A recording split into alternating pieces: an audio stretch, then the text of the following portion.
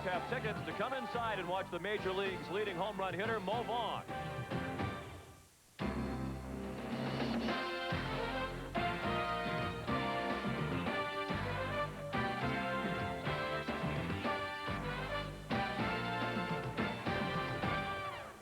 Good evening, everyone, and welcome to ESPN Wednesday Night Baseball. Tonight from Fenway Park in Boston, a battle of two first-place teams as the Red Sox play host to the Cleveland Indians.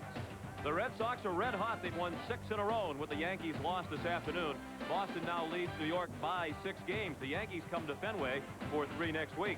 Meanwhile, Cleveland is well on its way to winning the American League Central. The Indians lead Milwaukee by 17 and a half. There will be postseason action at Jacobs Field this year. Hello, everyone, and welcome. I'm Sean McDonough along with Buck Martinez. It's great to have you with us for Game 2, the final game of this series. The Red Sox won last night behind Tim Wakefield, the knuckleballer. They're building him as a Cy Young Award candidate and a candidate for the MVP award here in Boston. And perhaps his competition in the American League comes from his teammate Mo Vaughn. Well, Mo Vaughn is having that type of season, Sean, and he's made some subtle adjustments in his batting strokes. You know, not only is he a slugger, he's got a pretty good understanding of just what it takes to be successful. And Mo Vaughn is a rock. Right now, he had 500 last week on this road trip. He was the American League Player of the Week. He is hot and really enjoying this pennant run.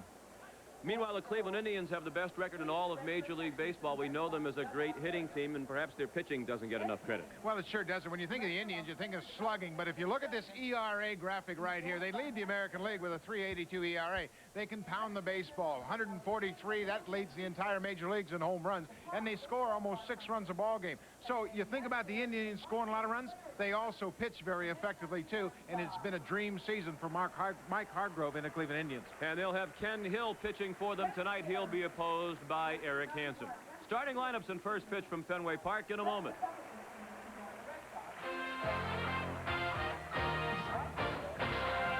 ESPN Wednesday Night Baseball is brought to you by Napa Auto Parts. We keep America running. By Pizza Hut, makers of stuffed crust pizza. It's hard to resist eating it, trust first.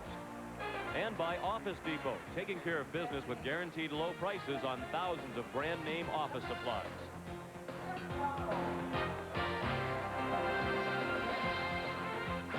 It's in the cards. Forget about that Babe Ruth, whatever that thing on us. We got it this year. We believe. We believe. Can I get everyone to say we believe? We believe. Amen, brother. The reference, of course, to the curse of the Bambino. Many Red Sox fans believe their team has been cursed since they traded away Babe Ruth to the New York Yankees. But they are starting to believe. You feel it here at Fenway Park. This is a big homestand, and the Red Sox got it off to a strong start last night as they beat the leading hitting team in the majors. The Indians at 291 held to 6 hits last night by Tim Wakefield, who went the distance. For Cleveland tonight, Kenny Lofton leads off and plays center field. Omar Vizquel is the shortstop, batting third, the second baseman Carlos Baerga. The cleanup hitter, left fielder Albert Bell. Eddie Murray is the DH. Jim Thome at third base bats sixth. Batting seventh in right field, Manny Ramirez. Paul Sorrento is the first baseman. And batting ninth, the catcher Sandy Alomar Jr. against Eric Hansen. Eric Hansen goes to the mound for the Red Sox, making his 20th start of the season. He's 9-4, and he's really been a great story lately. For about the last 8 starts now, Hansen hasn't been able to throw his curveball because of an elbow problem. Look at his base on balls, just 34 walks for Hansen. He's got outstanding control. He's able to get by without a curveball because he's got an excellent fastball and maybe one of the better changeups in all of baseball. Defensively, the Red Sox have committed 79 errors. They're really the poorest fielding team in the American League, but some of the young players have played well here, particularly Troy O'Leary.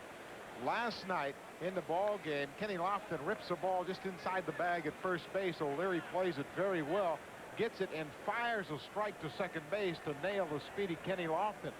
The air total is high, but it really hasn't hurt the Red Sox club that much. They've been able to play around the airs. They had played 6 errorless games in a row prior to last night. And despite that recent string of good fielding, they are still last in the league in fielding. The umpires having a discussion along the first baseline. The crew chief, Don Denkinger, calls the balls and strikes. John Shulock at first, Tim Cheetah at second, and Terry Kraft at third. Shulock's relaying a message to Kevin Kennedy as Denkinger heads over to speak with Mike Hargrove. What they're talking about, I believe, is a camera that is just on the end of the tarp down there on the playing surface, just to make sure that both managers understand. You see the camera is actually exposed out onto the field, and if a ball gets trapped underneath there, I'm sure they will call a dead ball and make the rulings accordingly. Great job, Buck, of detecting what the topic of conversation was. I had no idea. You owe me one. That's right. Kenny Lofton ready to get this one started. Hansen's first pitch is a fastball, and we're underway. You saw Lofton's average, 323. He's tied for 8th in the league in hitting. Looked like a pretty good pitch.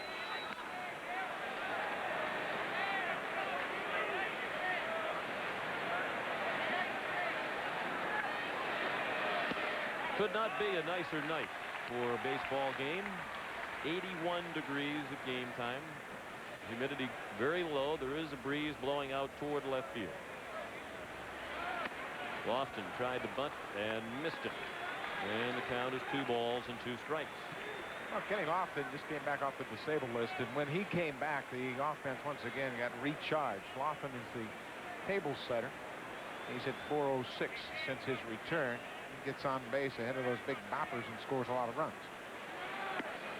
Just inside, full count. Last night was just the 5th time all year that Mike Hargrove has had his entire lineup intact and in the lineup at the same time due to injuries to Alomar and Lofton and Eddie Murray in particular. And Lofton draws a walk, and Hansen is well aware that that's a no-no. Lofton, a couple of time stolen base champion in the American League, has 23 this year, and he's missed some time due to injury. He's running 7th in the American League in stolen bases at the moment. Generally, in this ballpark, you don't like to run an awful lot and take yourself out of a big inning possibility, particularly when you lead the majors in home runs. But with Vizquel at the plate, this is a good situation for Lofton to get a big lead and maybe test the arm of McFarland early on. Hansen does a pretty good job of mixing up his deliveries to the plate as you look at Omar Vizquel's numbers. Very good number 2 hitter.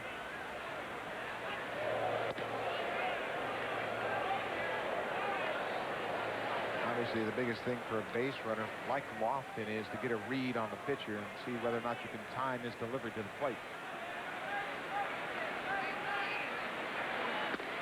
Vizquel tried to bunt and missed it. Omar with his 4 home runs this year. That's double the number that he has hit in any other major league season.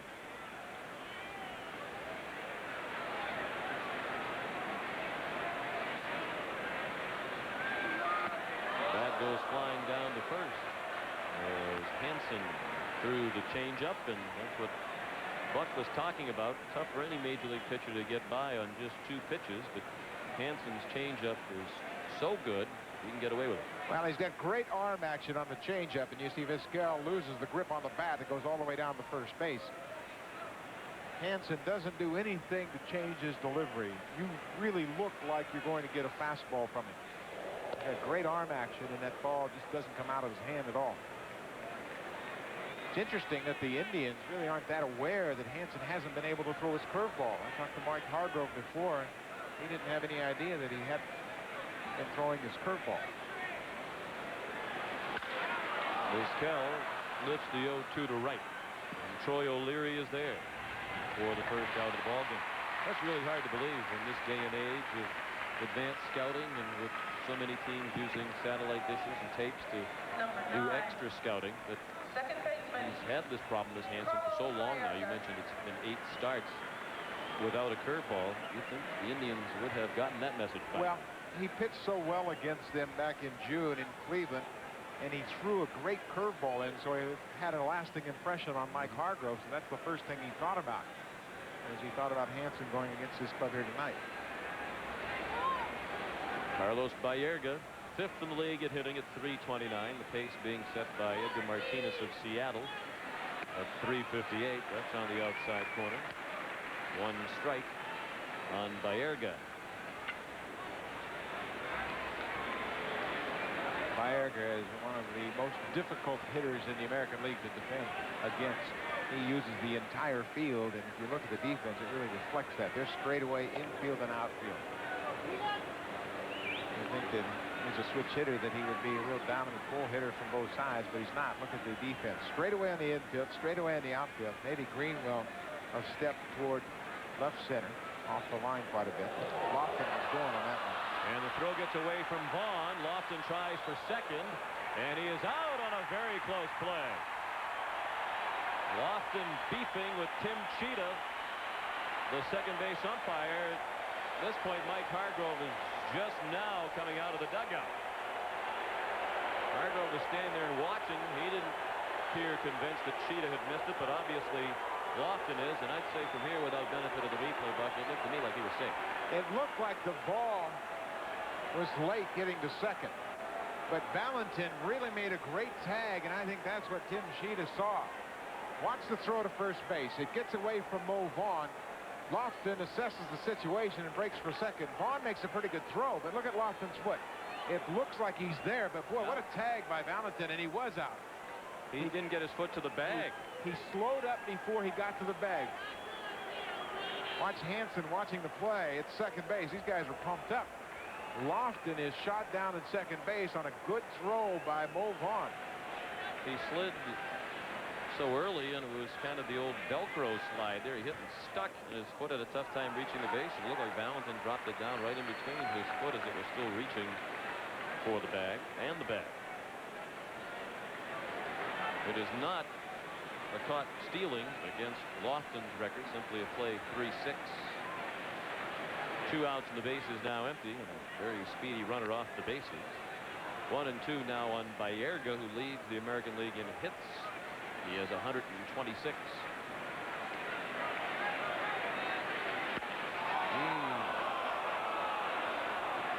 What? You look pretty good. I think that's what Eric Hansen was thinking. Well, it's a little early yet for if they called more strikes, the games would move along more quickly. Sermon with Don Denkinger has a small strike zone generally, and he's hardly alone in this day and age among major league umpires. Little lob along the left field line, and Greenwell calls off Valentin to make the catch in fair territory, and that ends the inning. After a half inning at Fenway, no score. The score after a half inning here at Fenway Park. The Red Sox getting ready to come to bat for the first time tonight. Kevin Kennedy, his team, the third highest scoring club in the American League, behind only California and the Cleveland Indians. And his lineup tonight has Lee Tinsley leading off and playing center field, John Valentin at shortstop, Mo Vaughn at first base. The cleanup hitters, the DH Jose Canseco. Mike Greenwell is in left field. Troy O'Leary in right, bats sixth. Batting seventh and doing the catching, Mike McFarland. Chris Donald's just called back up from the minors, is at third base, batting eighth, and batting ninth, the second baseman Luis Alicea, against Ken Hill, a native of Lynn, Massachusetts. He grew up just north of Fenway Park. Now Ken Hill is going to the mound for the third time as a Cleveland Indians pitcher. He's 1-0, won his last start against Minnesota. So far, he has not really settled in. They're making some adjustments in his delivery. They found out that he was throwing a little bit across his body, and that was keeping him from making a good pitch to the inside part of the plate to the left-handed hitters. He'll throw a fastball, a breaking ball, and a very good fork ball that will break in both directions. He'll throw one that breaks down and in to the right-handed hitters, and one that breaks down and away. Defensively, the Indians have an awful lot of speed in the outfield. Bell, Lofton, and Ramirez. Jim Thome, Vizquel on the left side. Baerga, Sorrento on the right side. And Alomar behind the plate.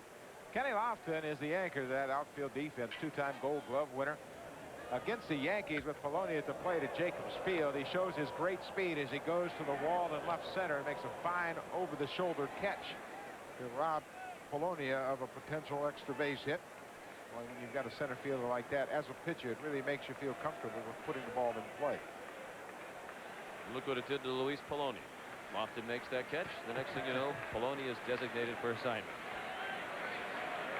No score. Here's Lee Tinsley, the offensive star of last night's Boston win over Cleveland. He had all 4 runs batted in the ball game. Tinsley has been alternating lately in center field with Willie McGee. Tinsley's at an even 300. 6 homers, and with the 4 runs batted in last night, he now has 33. The count is 2-0. Danny Alomar was talking about Ken Hill having some first-inning problems with his command. It looks as though he is right again. Hill, and what Alomar has seen in his first 2 starts, has trouble getting loose early in the ball game.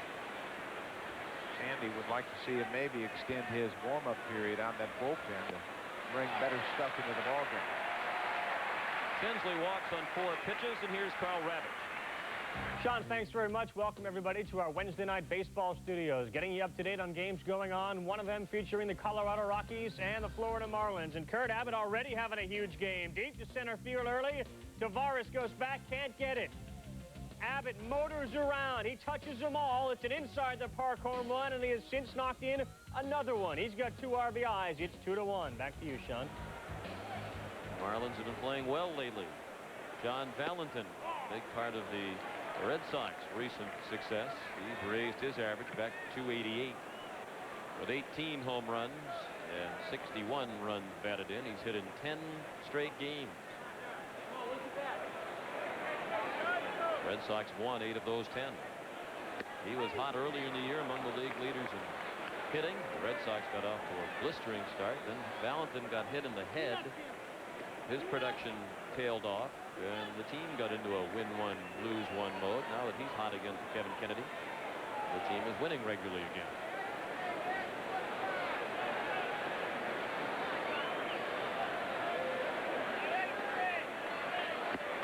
That's a big delivery from Hill with a runner at first who runs well in Tinsley. Well, he has a tough time neutralizing the running game. Base runners against him this year in the National League and the American League have stolen 22 out of 25. So he doesn't do a very good job of holding that runner in check. You can understand with that big leg kick, he does get it up there in a hurry. The previous pitch was 94 miles per hour. That's one of the reasons they got Hill.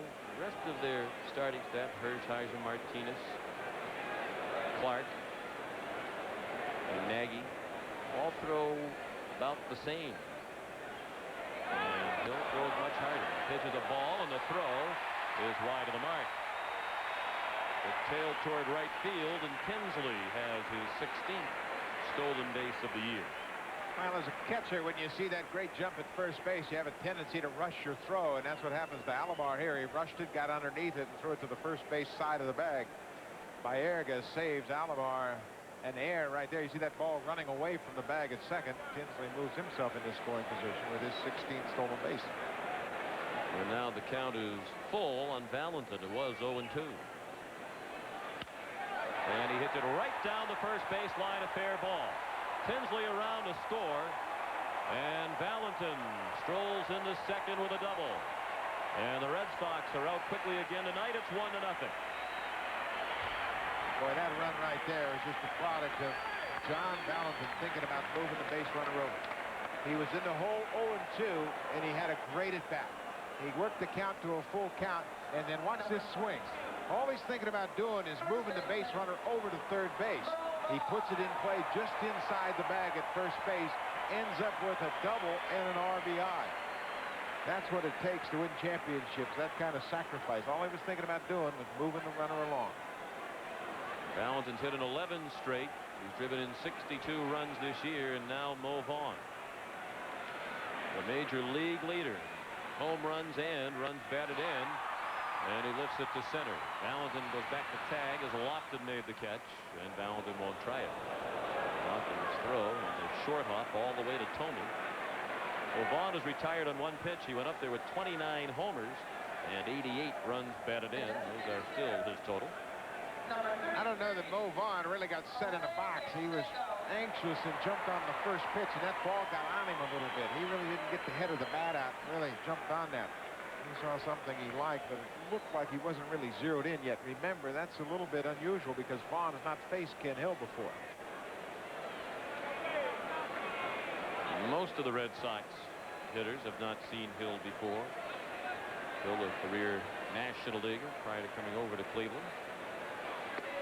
Jose Canseco took strike one. Look at Baerga directly behind the bag at second. For Canseco, they're playing the Bull and Sorrento, splitting the distance between first and second. And we saw Thome almost on top of the line at third. And Canseco is in the hole, 0-2. Those days at 276. 11 homers, 41 runs batted in, and only 56 games due to a variety of injuries. A rib cage problem, a groin problem. Oh, he chopped that off his foot. Now he has a foot problem. Well, he knocked his shin guard right off. You see, he's got that protective shin guard because he has hit a lot of balls right down into his shin and on top of his foot. But they're staying inside on him, and he beats it right down into that shin guard. Looked like he popped it right off. You see it hit it hard and just popped those snaps.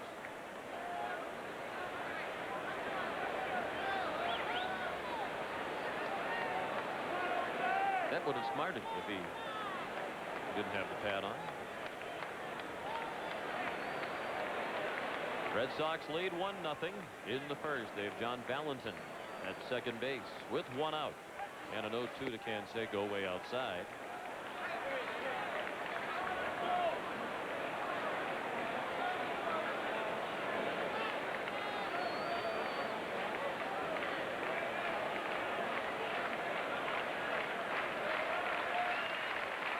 And the pitch inside. 2-2.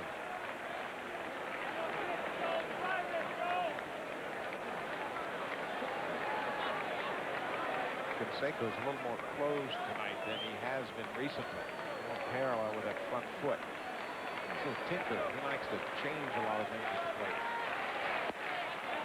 Ball low. Alomar made it look worse than it was with the way he caught the ball.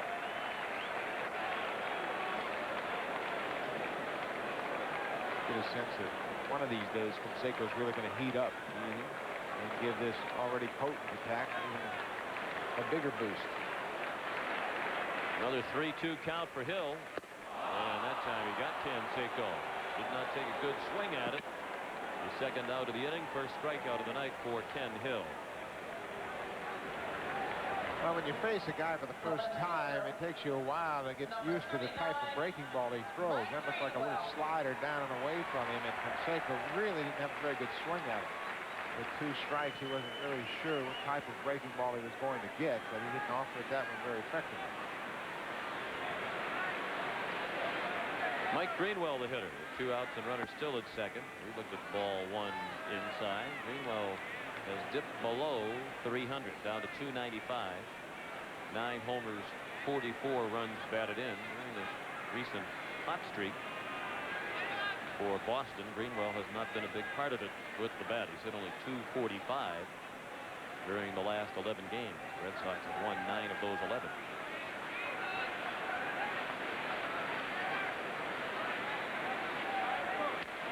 Chop foul.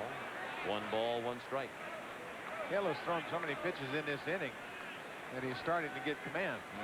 He made a good pitch with a fastball there, and once again he called for it inside and he hit his spot. When he stays ahead with the fastball, that will enable him to throw more of those fork balls, more of those good split finger pitches. This is his 21st pitch of the inning, and it missed outside. Alomar was set up outside.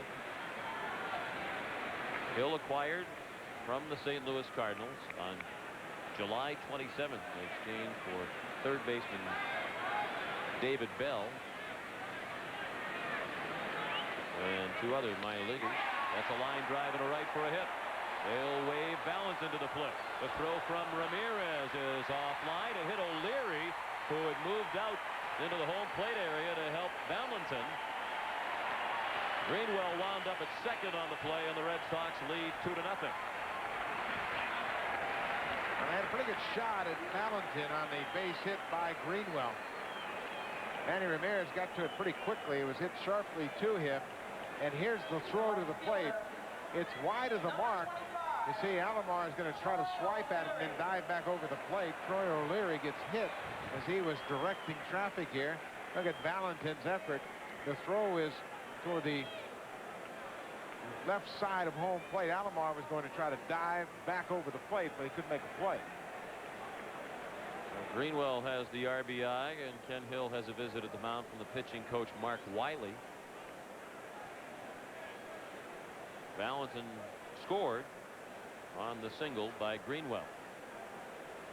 Well, it's interesting how Sandy Alomar, the catcher, was concerned about Hill not having his good stuff in the first inning, and he looks like a prophet now because he went out there and Hill definitely didn't have his good stuff. 2 runs on 2 hits early, and it's very tough to give Hanson that kind of lead, even when you have the quote the offense that the Indians have. Hill was not having a very good season for the Cardinals at the time of the trade. Been a disappointing year for Ken, given that last season he finished second in the National League Cy Young Award balloting to Greg Maddux. O'Leary drives one to deep left center, and that one is off the top of the wall. It just missed being a home run. It's a double and a 3-0 lead for Boston. Greenwell around from second on the 2 base hit surrendered by Ken Hill to Troy O'Leary.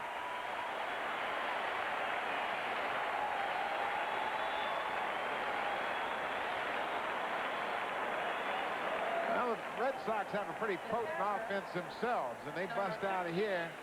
Looked like a fastball down and away, and O'Leary was out taking BP early on in the afternoon. He was working on that stroke right there. He drives it just about a foot short of going out. Ken Hill is not having any fun here at Fenway tonight. O'Leary, the 6th leading hitter in the league, went up there at 326. That was his 41st RBI of the year. And the batter is the catcher Mike McFarland, 7th hitter of the inning. He's lifted his average to 225. He's hovered right around 200 for much of the year. He's hit safely in 7 straight games, raise his average. And he's even in the count now. 1 ball, 1 strike.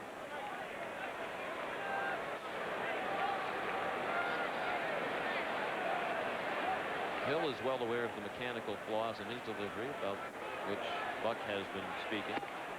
When he came to Cleveland, the manager Mike Hargrove, pitching coach Mark Wiley, told him, "We're going to let you pitch 3 or 4 times, look at the tapes and see if we can correct some of these flaws." Hill said he was one of those pitchers affected by the shortened spring and has never really found his groove this year. The 1-2. Chopped to deep third. Nice play on the backhand by Tomey, a do-or-die play, and he made it, and that ends the inning. But Ken Hill surrendered 3 in the first, and after 1, it's Boston 3 and Cleveland nothing. Taking advantage of another Philadelphia losing streak. Atlanta leads by 12.5 now in the National League East. Red Sox with a chance to push their lead in the American League East to 6.5 games. With a win tonight, the Yankees lost this afternoon at home to Baltimore, 7-2. It's 3-0 Boston after 1 inning. Middle third of the order coming up for Cleveland. Albert Bell leads off, and Eddie Murray and Jim Tomey. Bell is hitting .304, 24 homer, 72 runs batted in. He looked at ball 1 low. Albert Bell is one of the best students of pitchers in the American League. He's got a book on every single pitcher, what pitches they have gotten him out with in the past. And when he goes up to the plate, he's got a great game plan. Good changeup there. Bell calls his book his Bible, and he has put it to good use here in August. 5 home runs and 8 ribbies.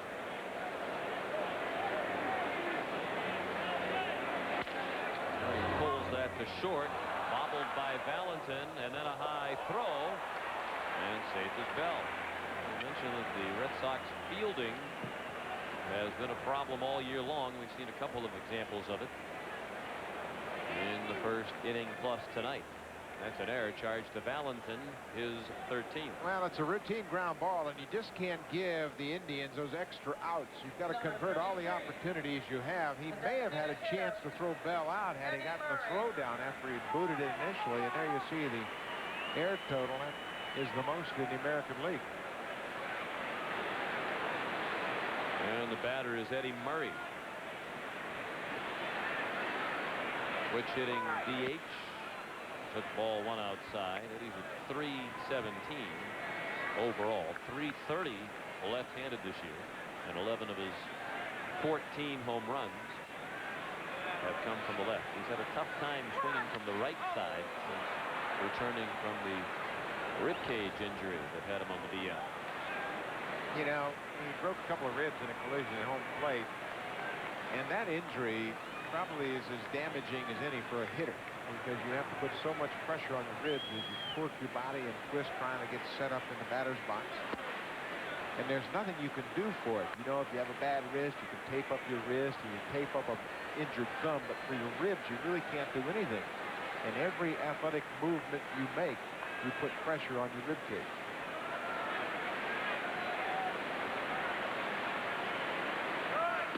Murray just came off the disabled list on August 1st.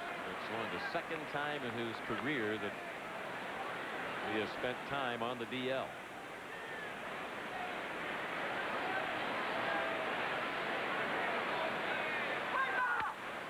Shoots that out of play to the left into a sellout crowd here at Fenway. They had better than 34,000 here last night. And you can't find a seat tonight. This is the beginning of a very important homestand for Boston. The Baltimore Orioles come here tomorrow night for a 4-game weekend series, and then the Yankees are here for 3. And those are the two teams closest to the Red Sox in the AL East standing. Alicea to Valentin, and just safe at first is Murray. Murray looked like he was slowing down as he reached the bag. You saw that he only ran about 2 steps past the bag after being called safe. He turned it into a close play with less than 100% velocity down the line here. Eddie Murray got out in front of that changeup. They get the lead runner at second, and then the return is almost in time to get Eddie Murray. Looked like he didn't expect a return throw because it wasn't your typical double play ball. When he played as long as he has, you know just how fast you need to go to get there in time. Have good judgment. Jim Thome, the batter, and he takes strike one. Jim's at .340, 21 homers and 52 runs batted in. He's third in the league in hitting behind Edgar Martinez and Chili Davis. And it's because the Indians have Jim Thome that they felt they could trade away David Bell in the Ken Hill deal. They think Bell will be a major league player, but they didn't see him taking the job away from Jim Thome anytime soon. You know, when you're in a position like the Indians are, and they're not thinking about winning a division, they're thinking about winning everything. And I just don't think you can hold back a prospect and not make a deal that'll bring you a veteran pitcher like Hill. There's another good changeup. Thome strikes out. Thome needs to get a little closer to the plate next time. If he were any closer to the plate, he'd be batting right-handed. The right fielder. Now, we talked about what a great changeup Eric Hansen has. You see his arm action. It comes through there very quickly, just like a fastball. And look how Thome's way out in front of that ball. He's trying to stay back with 2 strikes, but the good arm action fooled him, and he chased that changeup. First strikeout of the night for Hansen. 2 down, a runner at first. And the number 7 batter is Manny Ramirez. Yep, Ramirez hitting 7th and Sorrento 8th. You know, you have a pretty good hitting team. Ramirez at .324. He's 7th in the league in hitting. There's Sorrento on deck. Number 8 hitter was 19 homers.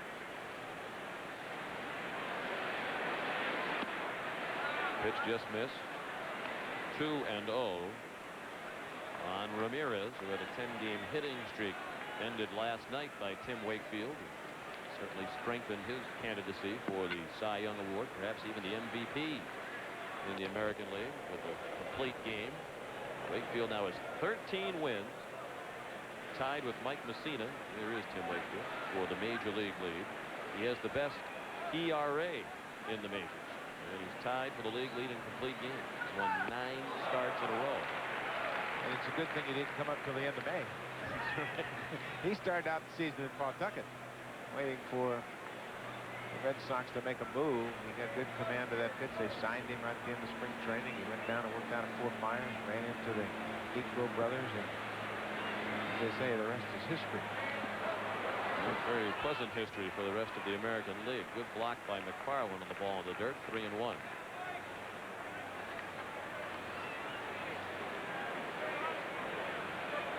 Watch McFarland as he squares up here. It's another changeup. Plays it right off his chest protector. Kills it and checks out Eddie Murray at first base.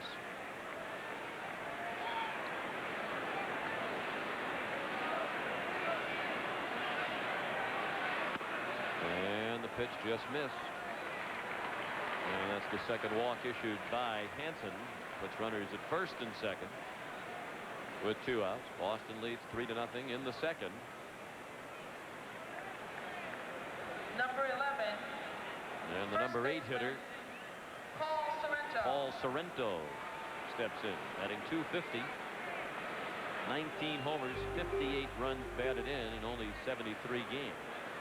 He sits out regularly against left-handed pitching. 1 strike to count on Sorrento, who, like Ken Hill, grew up in the suburbs of Boston, a little bit north of town in Peabody. Now, he's got 90 less at-bats than Manny Ramirez and just 6 fewer home runs. He is really putting up huge numbers. He, like Jim Thome, is very good out over the plate. Sorrento and Thome both have good power to left field. Plays very well here at Fenway Park, of course, with that green monster out there, very close and inviting in left. The 0-2 is low and away. All of a sudden, it looks as though the Indian hitters have become aware that Hansen's not throwing any breaking balls. They're taking those very close changeups. Hansen tonight has had the fastball right around 84 miles an hour consistently. The changeup 72. And that's about it. He has been fooling around with a slider, but during this stretch of 8 starts without the curveball, he's really only thrown 3 or 4 sliders a game. That's been it. That's popped up. Alicea wants it, and that ends the inning. The Indians leave 2 after an inning and a half. Hansen and the Red Sox lead 3-0. Later tonight, in the second half of our ESPN Wednesday doubleheader, Mike Piazza and the Dodgers play host to the St. Louis Cardinals. That's at 10:30 Eastern Time. Los Angeles has won 14 of its last 20.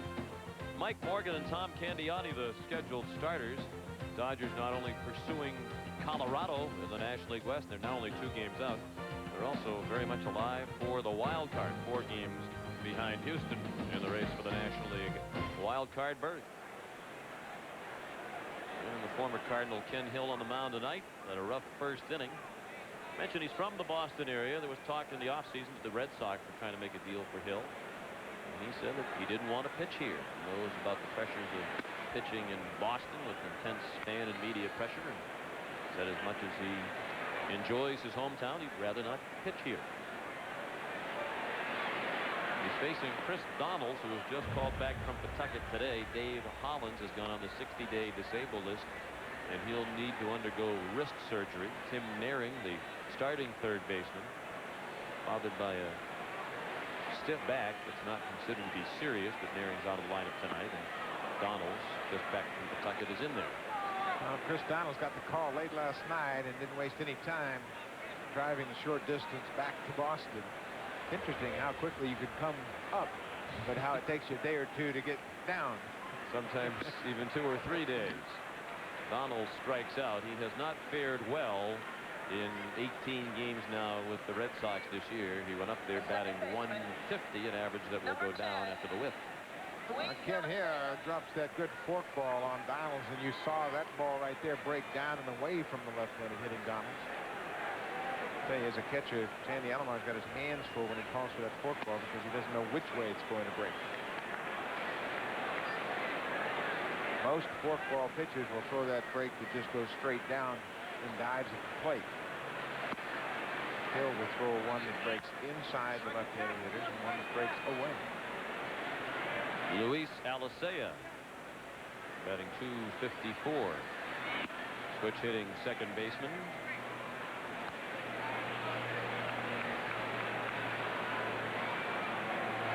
And the former teammate of Ken Hill with the St. Louis Cardinals. Bounced down to first and backhanded by Sorrento. 2 down. Indians are a better defensive team when Sorrento is at first base, and Eddie Murray is the DH. Now, Sorrento's got pretty good hands. You know, he's a big guy, and you don't really think of him as being a good fielder, but he takes that sharp grounder off the bat of Louis Amasaya and maybe needs to play it.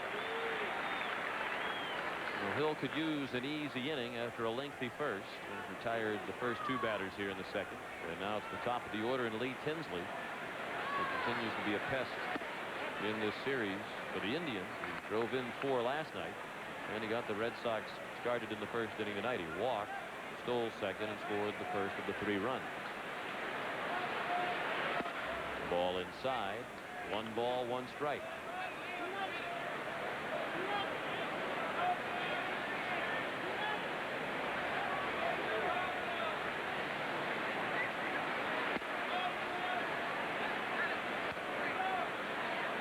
Well, when Ken Hill got here, as you heard Sean mention, the pitching coach Mark Wiley was going to look at this delivery and watch that front leg come down.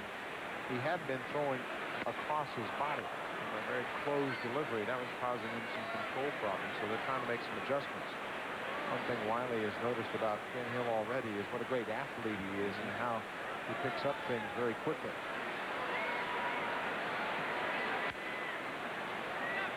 2-2 the count. Hill does a lot of work in the offseason here in the Boston area with Mike Boyle, who is the strength and conditioning coach for the Boston Bruins, and they work on agility, mobility, flexibility, and those things have really helped Ken Hill. He said that played a part in his success last year. He finished second in the Cy Young balloting. Greg Maddux told me throws out Tinsley, and Boston goes in order in the second. After 2 at Fenway Park, 3-0 Red Sox. Well, the Astros are in a position where they can gamble a little bit. They're pretty comfortable leading that wild card. Yes, trying to hang on without Jeff Bagwell.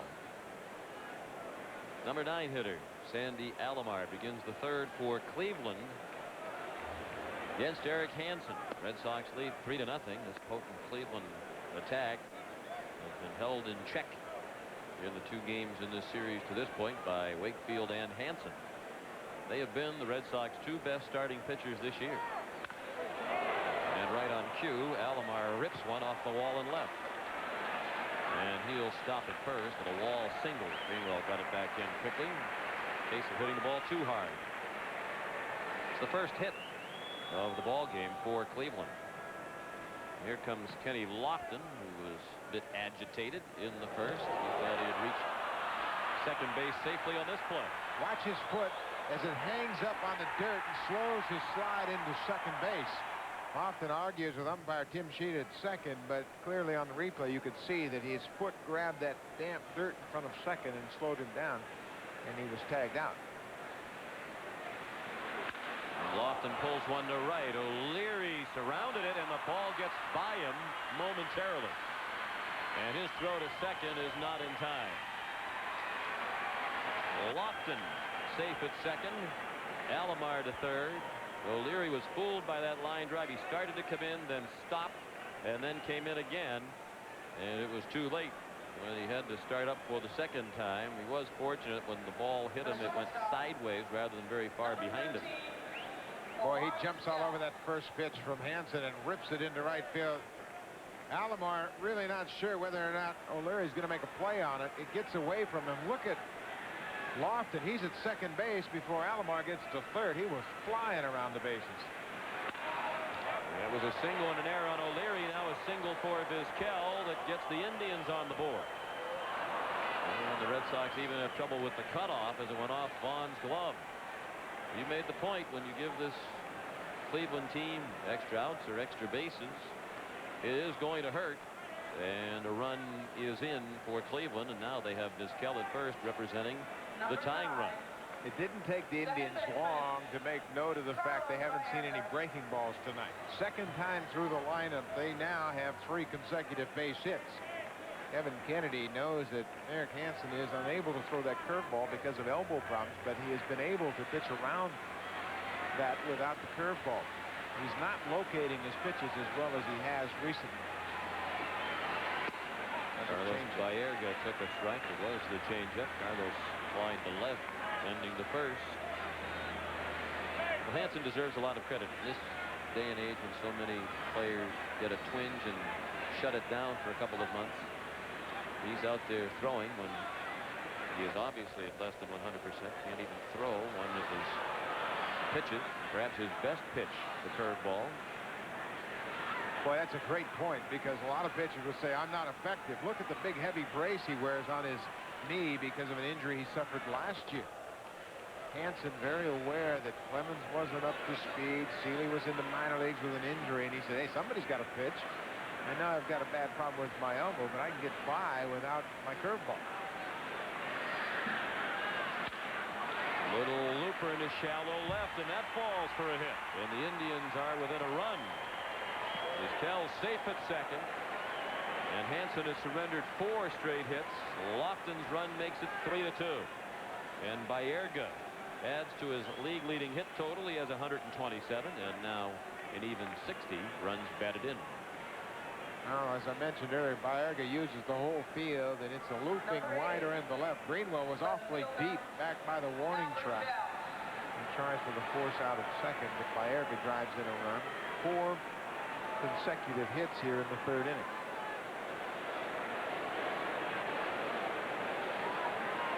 Tying run at second, go-ahead run at first. Albert Bell reached last inning on an error by the shortstop John Valentin. Boston made 2 errors already. They're billing this here in Boston as a possible playoff preview.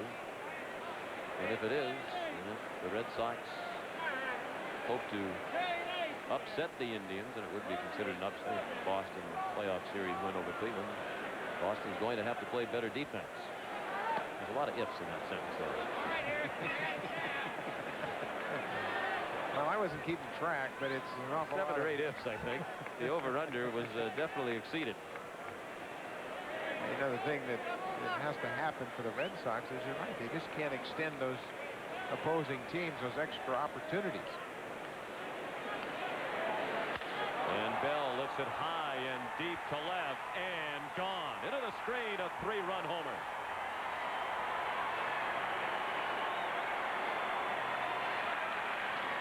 And Ken Hill will take the mound for the bottom of the 3rd with a lead for the first time tonight. It's 5-3.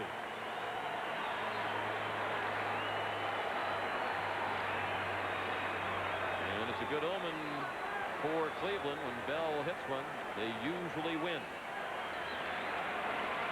Well, Albert Bell, it's his 25th home run, and that's a changeup, and he was looking for it. Watch how he keeps his hands back, the hesitation, and then he jumps all over it.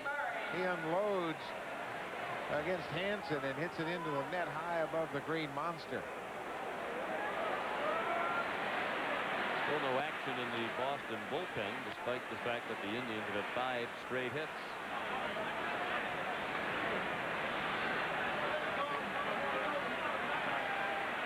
And here comes Al Nipper, the pitching coach, to the mound. He was the 3rd pitching coach for Boston since Kevin Kennedy became the manager of the Red Sox in the offseason. Herm Starrett was originally scheduled to be the pitching coach, but in spring training at Fort Myers, Kevin Kennedy felt he worked better with John Cumberland, who was slated to be their pitching coach at AAA Pawtucket. Cumberland started the season as the Boston pitching coach, and he was dismissed. And Nipper took over. He came up from their AA team. Eddie Murray fouled one away to the left. Count is a ball and a strike. Still nobody out here in the 3rd.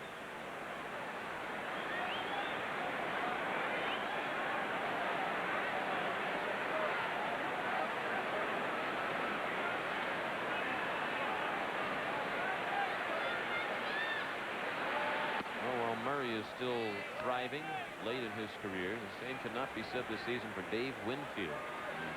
The Indians facing the dilemma of what to do with Winfield. He's missed some time this year due to injury, but he's only driven in 4 runs in 34 games. He's at .202. And with Winfield not on this club, Indians feel perhaps Herbert Perry, who's a promising young player, would get more playing time, get more at bats. And he's been a more productive player than Winfield when he has played. Well, it's interesting to have Winfield on there. They expected that he might be able to provide some pop from the right side against left-handed pitchers, but because of the injuries and the fact that he's in the twilight of his career, he's not been able to put together. Valentin. That's the first out of the inning. Murray now 0 for 2.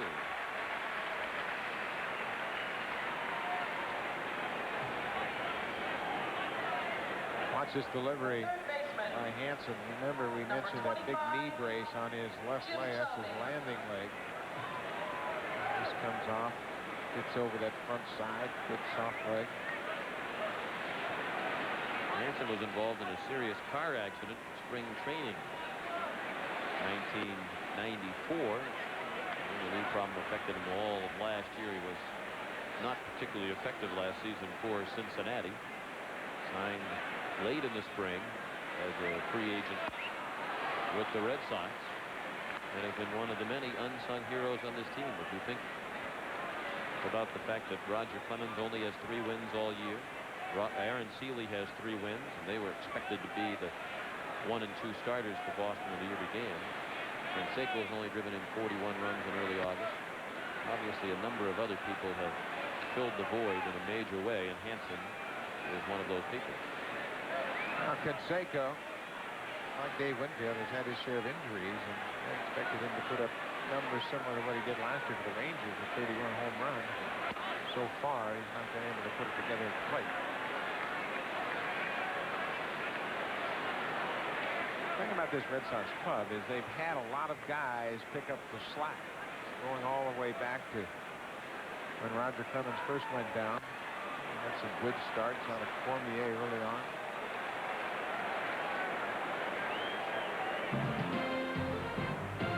ESPN's here on ESPN. Tonight on ESPN, the home run by Albert Bell has given Cleveland a 2-run lead at 5 for 3. And the 8th batter of this 3rd inning is Manny Ramirez, who walked last inning.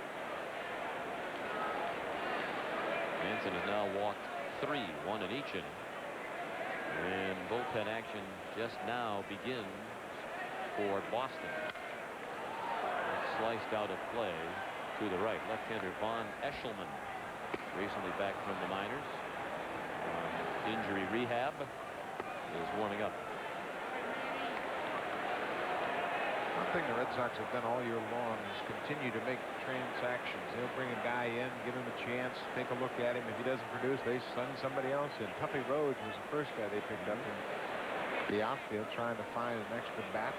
He didn't pan out, so they went back and signed Willie McGee, and boy, he has really done a good job, especially from the right side of the plate. He's had some veteran experience to the bench. Red Sox have used 47 different players this year, including club record 24 pitchers. Dan Duquette is the general manager. His attitude is, doesn't hurt to run people through, and even if a player you pick up improves your team by a fraction, you're still improving your team. Even though the Red Sox are in first place, it's still an organization that is rebuilding, retooling, and looking to the future. If they win this year, they consider it a bonus. It would be ahead of schedule. Broken bat bouncer down to 3rd. Donalds threw it away.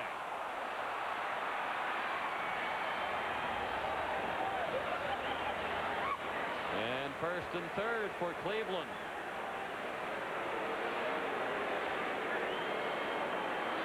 Now, these are the things that Kevin Kennedy just can't allow to happen down the stretch. This is an opportunity to maybe get 2. Donalds never gets a grip on the ball. You can see him fumbling to get a handle on it. And because of that, the throw is wide of the mark. Alicea was trying to maintain contact to at least get a force out. But Donalds throws it into right.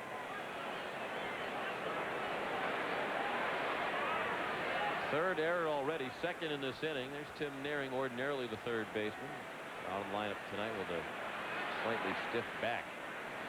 And the Indians have batted around, still only 1 out. 5 runs in, 1st and 3rd. Paul Sereno popped out, ending the 2nd. Cleveland with 5 runs on 5 hits, all 5 hits in this inning. Boston 3 runs, 3 hits, and 3 errors.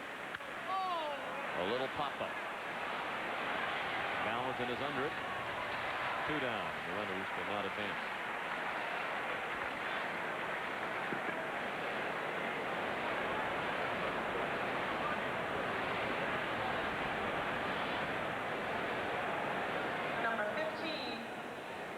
catcher, Sandy Alomar. 27 pitches thrown in this inning by Eric Hansen. And the man who started the inning is back at the plate. Sandy Alomar lined a single off the left field wall. It was the first hit of the night for Cleveland. And the first of the 5 in this inning.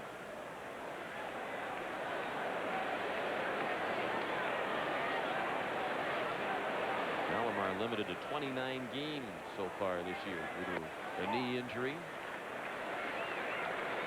And Tony Pena did a fine job filling in for Alomar while Sandy was sidelined.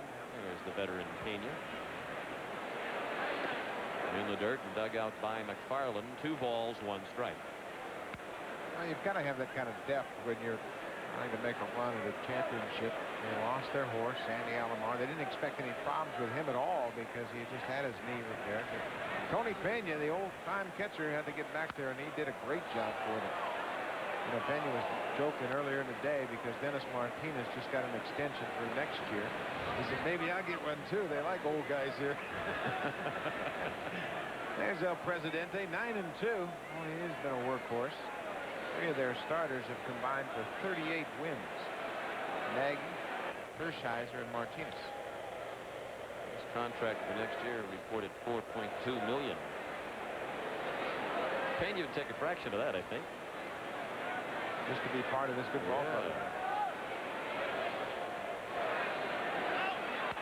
Ramirez was running with the 2-2 pitch, and Alomar fouled the screen. Still 2 balls and 2 strikes. Alomar had arthroscopic surgery on his left knee on April 26th. Ken Hill a long time in the dugout as his teammates continue to hit.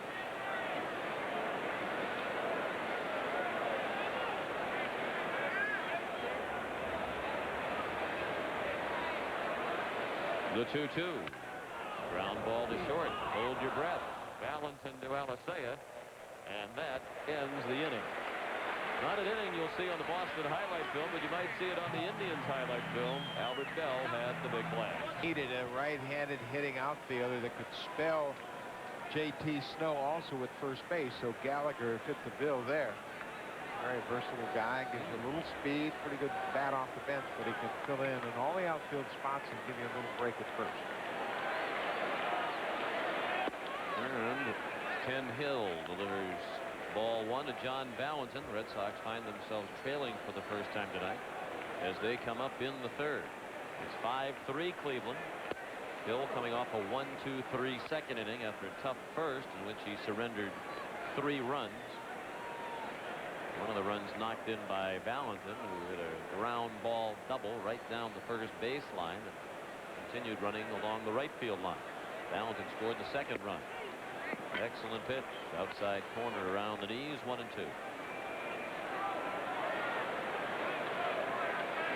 Despite the 2 errors in the top of this inning, all 5 Cleveland runs are earned runs charged to Hansen. They could have helped him out, particularly on that ground ball down to 3rd. Donalds threw into the outfield. The 2-2. 3-2 now. The meat of the order coming up. Valentin, Vaughn, and Canseco against Hill. Well, it's very important for Ken Hill that he doesn't encourage the offense by walking the leadoff batter after your offense posted up a 5 spot in the top half of the inning. He came after him with a good fastball for strike 3. That's the 3rd strikeout of the night for Hill. That one 92 miles per hour.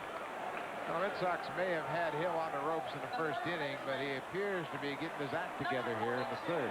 Good fastball, blows it right by a good fastball hitter, John Valentin. But there's a little extra movement on that ball too, as it had a little sink to it.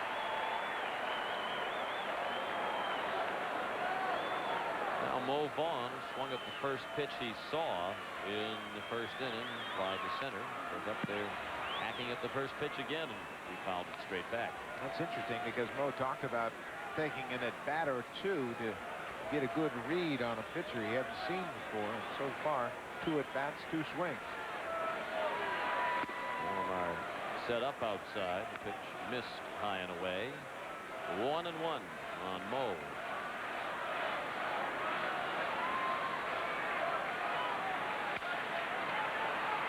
Chopped down to first. Sorrento to Hill for the out.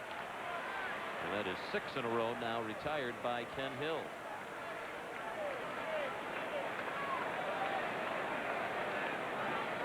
Vaughn 0 for 2 tonight as he tries to extend his hitting streak to 12 games. Jose Canseco. Now Jose Canseco, who struck out swinging on a 3-2 pitch in the first inning. Indians lead 5-3 at the bottom of the third.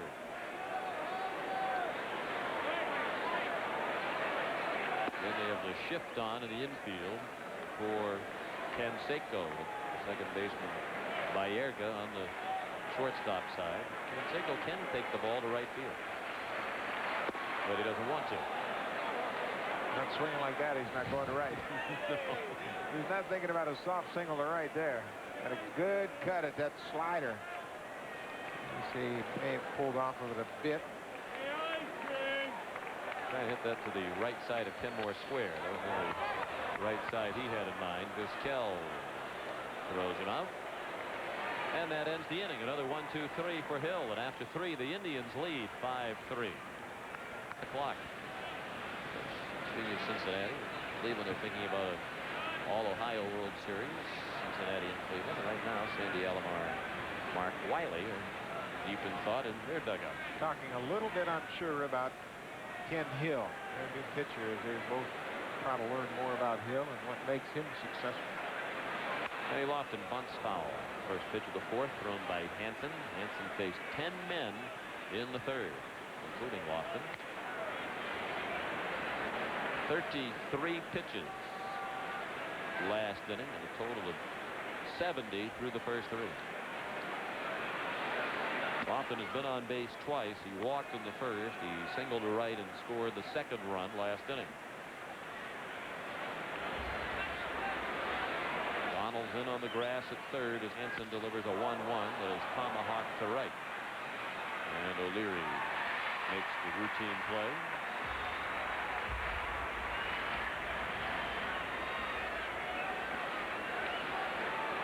You mentioned the Indians figured it out. He doesn't have a curveball.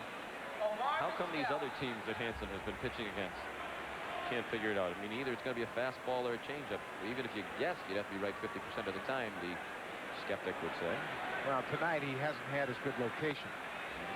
When he beat Toronto last week at Skydome, he had excellent command. He threw 8 strong innings.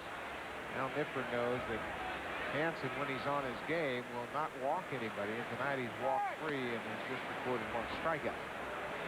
He's got one of the better walks to strikeout ratios in the league. And there you see his last start. Scattered 5 hits over 8 innings. And he just had excellent command. He has the ability to spot the changeup. Most pitchers throw the changeup just trying to get it over the plate. But he can throw it to both sides of the plate and make really effective pitches with it. And that's close and called the ball.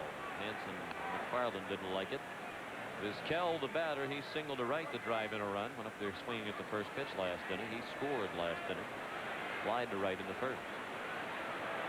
The 3-1 is not close. That's the 4th walk thrown by Hansen. That's a season high. He had not walked more than 3 in a start this year. And that really hamstrings him, because then the hitters go up there knowing that not only don't you have a breaking ball, you don't have real good command tonight. So they can become that much more selective. Carlos Baerga slide to left in the first, single to left to drive in a run, and he scored as well last inning. Indians batting with a 5-3 lead. Vizquel runs on the first pitch. It's a strike. Good throw by McFarland, and Vizquel is out. Mike McFarland is not really known for his defensive skills, but he is throwing very well this year. All year long, throwing about 35% of the runners out. He's 5th in the league now. Pretty good jump at first base by Vizquel, and look at the strong, accurate throw. Allenton applies the tag, and Vizquel is easily out at second.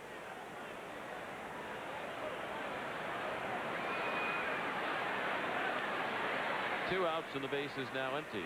Count 1 strike on Baerga. after the walk to Vizquel. Bullpen action had started up again for Boston. At the moment, they're just standing out there and watching. Here's Eshelman again. Herm Starrett, the bullpen coach, alongside. Good pitch, 1-2. We're in the top of the 4th inning, and the Indians lead by a score of 5-3. They're looking for their 64th win of the year. Tim Johnson alongside Kevin Kennedy, Boston bench coach. Think he looks like Dwight Evans everywhere the Red Sox go. Tim Johnson gets confused for Dwight Evans. I guess there's a little similarity there, but having known both of them for a long time. You wouldn't be fooled. I could pick him out in the crowd. And Hansen knocked it down, recovered in time to throw out Baerga. After 3.5, still a 2-run lead for Cleveland. Fenway Park in Boston with Buck Martinez, Sean McDonough. Happy to have you with us. This is the 9th meeting of the season between these two teams. The Indians lead the season series 5-3. The first time Cleveland came to town earlier this season for a 4-game series. The Red Sox had a late lead in all 4 games, but the bullpen had a meltdown in the last 3 games of that series. Cleveland had 3 late-inning come-from-behind wins, and that was the beginning of Boston's bullpen problems that lasted quite a while, and so they acquired Rick Aguilera. Mike Greenwell facing Ken Hill, who after a rocky first has really settled in. He's retired 7 in a row. Well, it took him a while to find the range, but now he's working both sides of the plate with a very good fastball. Coming inside again. And Greenwell chopped it to second, and Baerga threw him out. Greenwell's now 1 for 2. Now this is the way they had hoped that Ken Hill would pitch when they made the deal. Looking back at last year's season, won 16 ball games, and he is showing signs that he's about to return to that form. Just 7-7 before the Indians acquired him from St. Louis.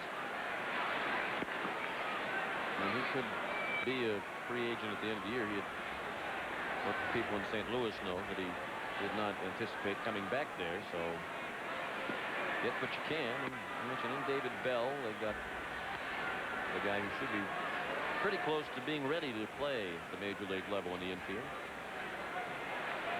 Troy O'Leary, the batter, he doubled to left center to drive in a run in the first. He drove in the 3rd Boston run. The Red Sox have not had a ball out of the infield since that wall doubled by O'Leary that didn't miss by more than a foot or 2, being a home run.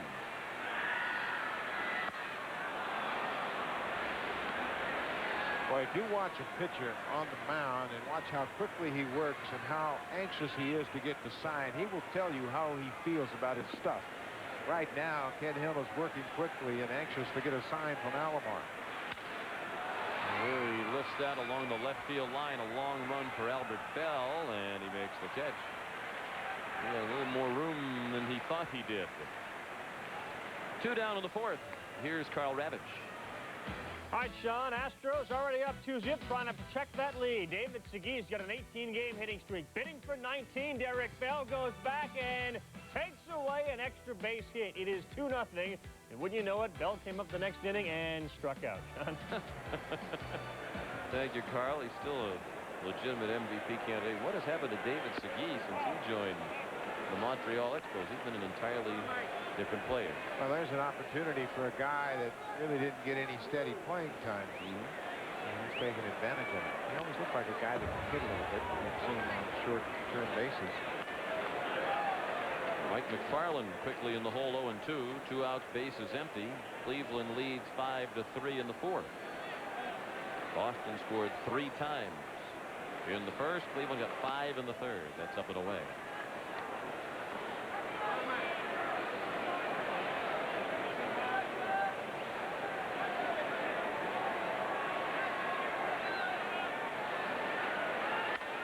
Out of play to the right over the roof.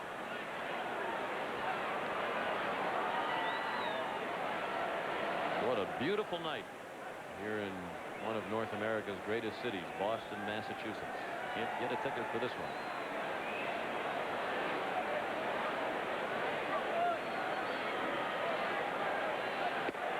Just missed.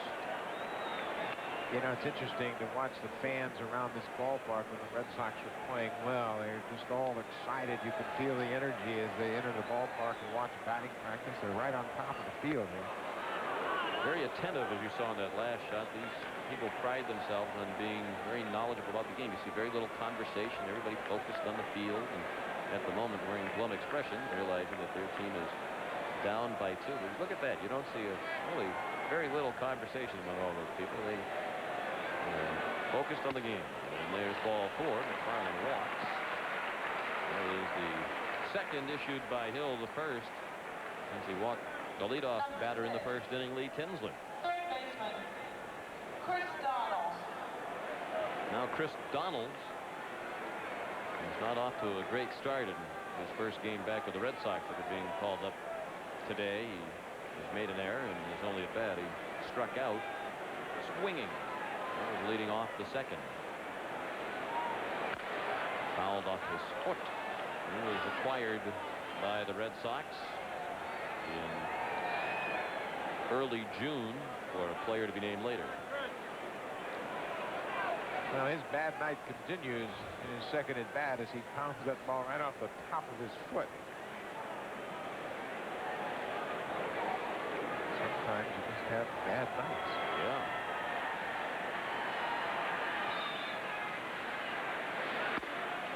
One and one. Speaking of the Astros, we've seen a couple of highlights that Carl has provided us tonight from the Astros. Are those flowers real? In left and right field of the fence? I would imagine they can't be, right? They're indoors. They could have, but they're pretty good looking. They fooled me. Grow lights. Well, that was the point, wasn't it? When the Astros first started, they were going to try to grow grass through the roof. Yep, they had the glass upstairs and they were playing on real grass, but it turned out to be real dirt. Grass didn't grow inside.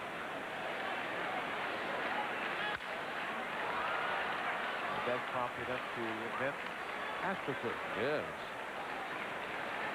But the Astros having a real good season there. Yes, Bell they has picked up the slack. They're looking to improve maybe the bench situation. They might be interested in the backup catcher. Ready to back up Henry Subio. 2-2, strike 3. Donald strikes out for the second time tonight. After 4 at Fenway, the Indians lead by 2. The Indians lead 5-3. Certainly easier for them to be more loose than other major league teams with their huge lead in the Central. And obviously they're loose in the Cleveland dugout. Moments ago, Dave Nelson, the first base coach, ready to reclaim his position along the line. Obviously, some good soul in the dugout told him he has a bubble on his head. And he's trying to see if anybody's going to crack a smile down there at the end of that bench and tip their hand who might have done it. Well, when you're 17 and a half games up, you got to entertain yourself. That's right. Davey Nelson, he's still looking in that dugout to see if anybody's going to have a reaction. Looking for some payback. Well, he's lucky somebody told him it was on his hat, because he was on his way without any idea. What a nice man he is, and a very good coach. This is an excellent coaching staff. There are many people who follow the Indians regularly who believe that Jeff Newman, the third base coach, will be a major league manager. There's a lot of talk about Buddy Bell being the skipper of the White Sox next year. And Albert Bell hit a 3-run homer to give the Indians a 5-3 lead in the third. He reached on a John Valentin error in the second. Facing Eric Hansen. He's gone all the way for Boston. He had the one rough inning, the third, and the Indians scored 5 times.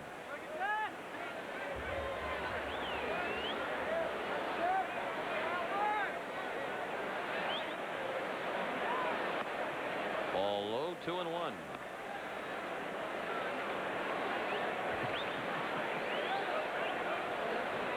I think he was asking Mo Vaughn who did it. John Schubach. Did you see anybody putting on my head? Chopped to short.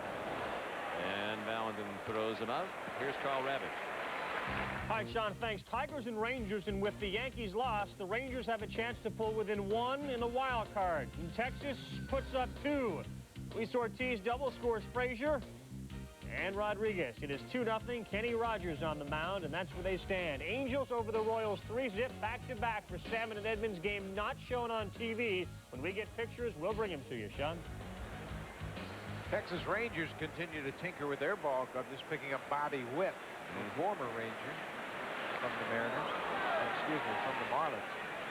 They got Danny Darwin. They signed him in an attempt to give themselves some pitching. Kevin Kennedy's former ball club, the Texas Rangers, trying to hang in there in that wild card race.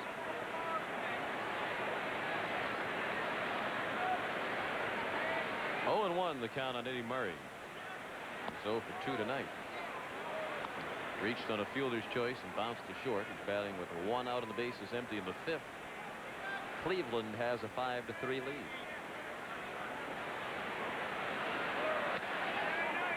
Went down the middle. Murray wanted to pull the trigger but couldn't. Hansen, 30 years old, a New Jersey native, 6'5" out of Wake Forest. Alicea to Vaughn for the out. 2 down in the 5th. Well, Sean, you made a point about Hansen earlier in the ball game with that bad elbow continuing to take his regular turn into rotation. And tonight's another example of the makeup of Eric Hansen. 5-run 3rd inning, but he's out there still plugging away. He knows in this ballpark the Red Sox have the offense to come back and strike quickly. So he continues to work hard even though his defense has really let him down here tonight. Jim Thome looked at strike 1. He has struck out and walked.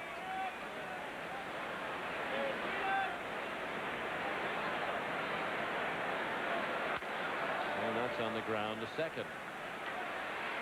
The 1-2-3 inning for Hansen.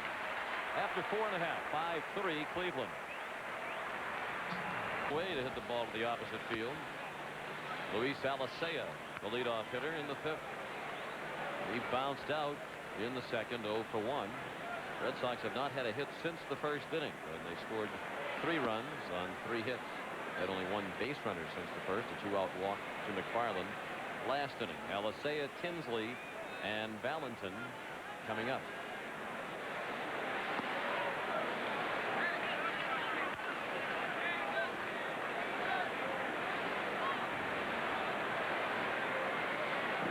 Two and 1 the count. Pulled foul. Omar Vizquel, the latest victim of the bubble blower in the Cleveland dugout. Started to take his position. Dave Nelson is still searching.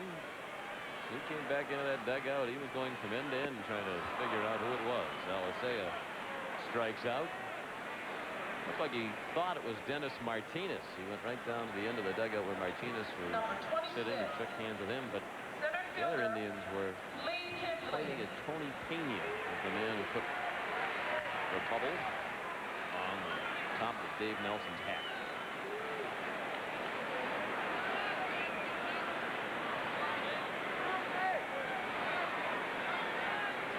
Lee Tinsley takes a fastball for strike 1.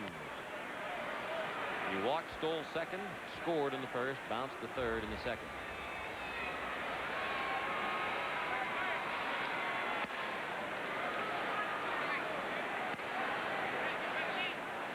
Hill continues to move the ball in and out following Sandy Alomar's lead. Coming back inside. This was the breaking ball. You know, we mentioned at the top of the show this very good pitching staff the Indians have put together. Their ERA as a team leads the American League. Ken Hill, after a rocky 1st inning, has really settled in. Found his command and getting all his pitches over. Tinsley pops it up. And Vizquel makes a nice play. He got a pat on the back from the fan in the front row. Well, they call this place Friendly Fenway. He was very friendly. Came over. Did Vizquel, made the catch, and that guy gave him a pat on the back. Well, this is not an easy play for a visiting ball player. That wall juts out there very quickly, and Vizquel Good job Good job, Omar. concentrating. Yeah, way to go. Fan says, nice catch, Omar. You mentioned that these Fenway fans were very knowledgeable. They appreciate good baseball. And once again, they've got a good ball game going. 5-3 Cleveland. You might have been saying, could you buy my buddy a beer? He spilled it when you were running over here. One of those beers went off the railing and onto the field. Valentin doubled in a run in the first. He struck out swinging in the third. Red Sox bats have been silenced in a big way by Boston area native Ken Hill. 2 outs and the base is empty. 5-3 Cleveland in the fifth. Thome gets Valentin by a step. After 5, still 5-3 Indians. Back to Fenway Park. The sellout crowd quieted by the pitching performance over the last 5 innings of Ken Hill. Cleveland leads 5-3 as we head to the 6th inning. And Eric Hansen is facing the bottom third of the order. There's a lot of teams. That might be a bit of a breather, but not against this club with Ramirez, an all-star, Sorrento with 19 homers, and Alomar coming up. Number 9 hitters hitting .345. Ball 1-1-1. Just the one bad inning for Hansen, but it was a very bad inning and worsened by porous defense played behind him. The Red Sox made 2 errors in the inning in which Cleveland scored all 5 of its runs.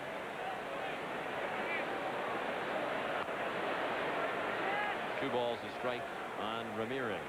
Donald's got what looked to be a routine double play ball. He never got a good grip on the ball and threw it into right field. Kept the inning alive, and Indians tallied 5 runs. Well hit off the glove of Donalds. Valentin tried to barehand it and could not.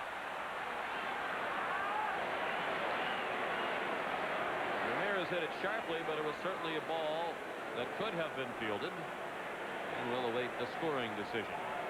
Well, it was hit right to his glove side, and it looked like he was going to make the play on it initially, but then it went off his glove. Watch how he goes to his left a step, and that ball got on him. They're going to give him a hit. That's pretty liberal scoring in my mind. That's got to be made by a big league third base. Should be, but I think that's fairly standard among official scorers around baseball. They collectively do not hold major league players to a very high standard. I think they take the easy way out most of the time, which is give the hitter a hit, you make him happy. Don't give the fielder an error, you make him happy. The only guy who might be unhappy is the pitcher, who might be tagged with an earned run later on. But hey, 2 out of 3 ain't bad.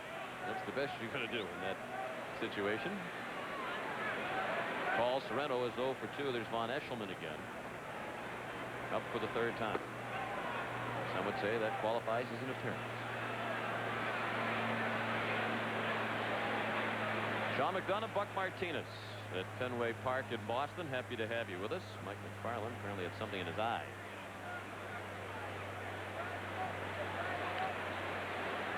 Boston led 3-0, but Cleveland scored 5 times in the 3rd. The Indians still lead 5-3. They have a man aboard with nobody out. Paul Sorrento hit it past the mound. Alicea steps on the bag. Double play. Alicea has those kinds of skills. He's a flashy fielder. From time to time, he loses his concentration and boots the routine play. But watch the effort here by the second baseman. Hansen waves at it. The ball takes Alicea right to the bag. He steps on second and converts the easy double play. This infield prior to tonight had committed 43 errors. He committed 2 more tonight with 45, and they have really had their problems. Sandy Alomar looked at a close pitch called ball 1.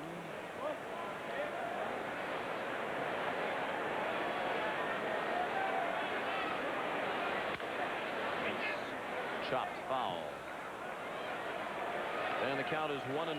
2 outs, bases empty. Alomar singled and scored in the 3rd, leading off the inning. And he made the last out of the inning when he grounded out.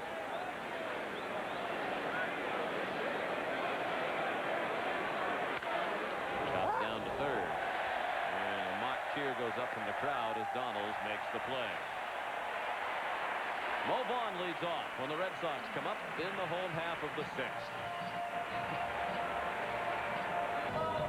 It's Wednesday night baseball here at Fenway Park. The Indians lead 5-3. And Saturday night, it's NFL preseason action here on ESPN. 8 Eastern time.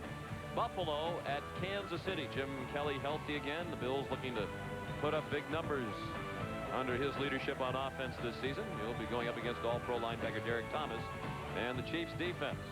The NFL season just around the corner. Preseason action Saturday at 8. And the Patriots fan here at Fenway.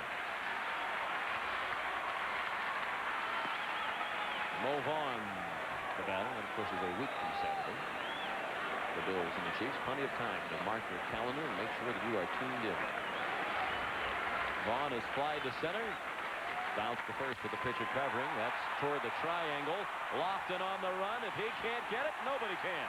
He managed to get a glove on it and stop it from rolling into the triangle. And Vaughn has a double. First Boston hit since the first inning. A leadoff double for Vaughn in the 6th. He's now hit in 12 straight games. Well, it took Mo Vaughn 3 at-bats before he got a good read on Ken Hill. And right here, Hill leaves one out over the plate. It's a forkball that Vaughn drives to the deepest part of this ballpark. Kenny Lofton was a bit over in left center, had a long run. He can't come up with it. Manny Ramirez is right there to back him up, and Mo Vaughn gets the excited fans back on their feet here at Fenway. And now the tying run is at the plate. Even though the Red Sox bats have been almost completely shut down by Hill over the last 5 innings, Hansen's done a good job keeping his team in the game. And now Canseco's at a tough time with Hill in 2 at-bats. 1 strike on Jose. Struck out swinging in the first and bounced to short in the 3rd. Hill has made good pitches to Canseco all night long on the outside part of the plate. Jose hasn't seen anything on the inside half that he can drive to the wall.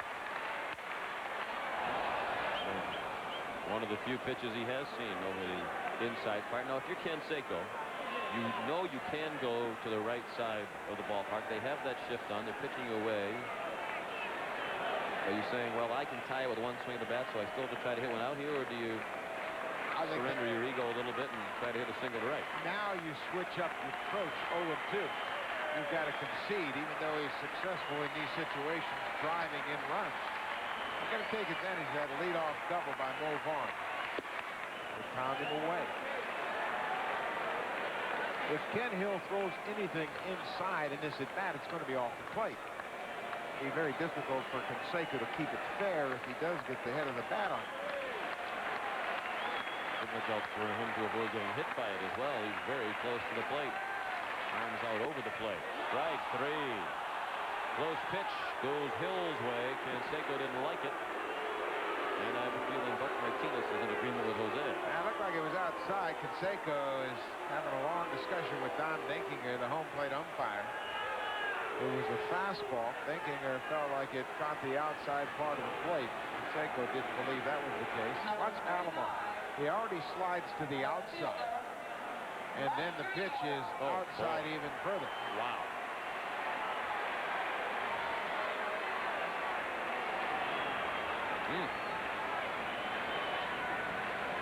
Now here's where Canseco needs Greenwell to pick him up.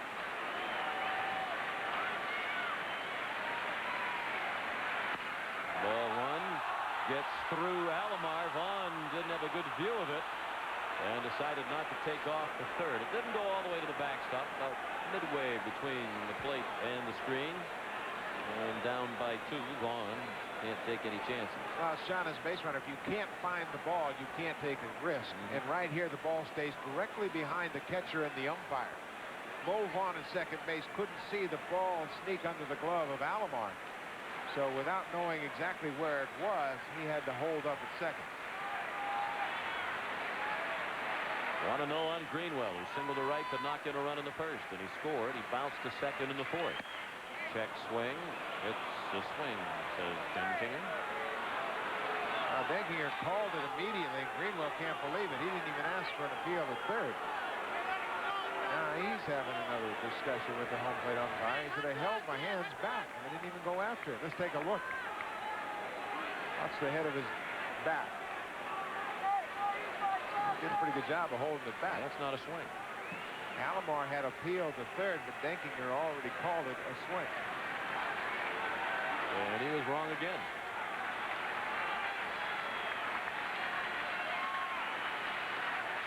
The 1-1 pitch. High heat. Greenwell missed it. Well, now he's on in a hole, and he's going to have to fight that fork ball. Ken Hill has thrown some very good fork balls here in the middle innings of this ball game. The 1-2 pitch. Oh, Greenwell might have caught a break. Tough to tell what's a strike and what isn't at the moment. Well, it seems to all even out, doesn't it? Yeah, but it'll drive hitters and pitchers crazy, Buck, when there's no consistency back there, and there hasn't been much from Don Denkinger.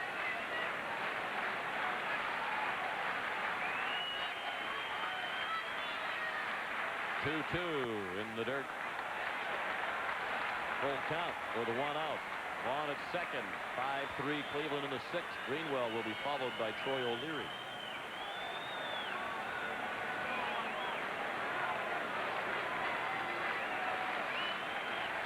Greenwell is not always patient in these situations.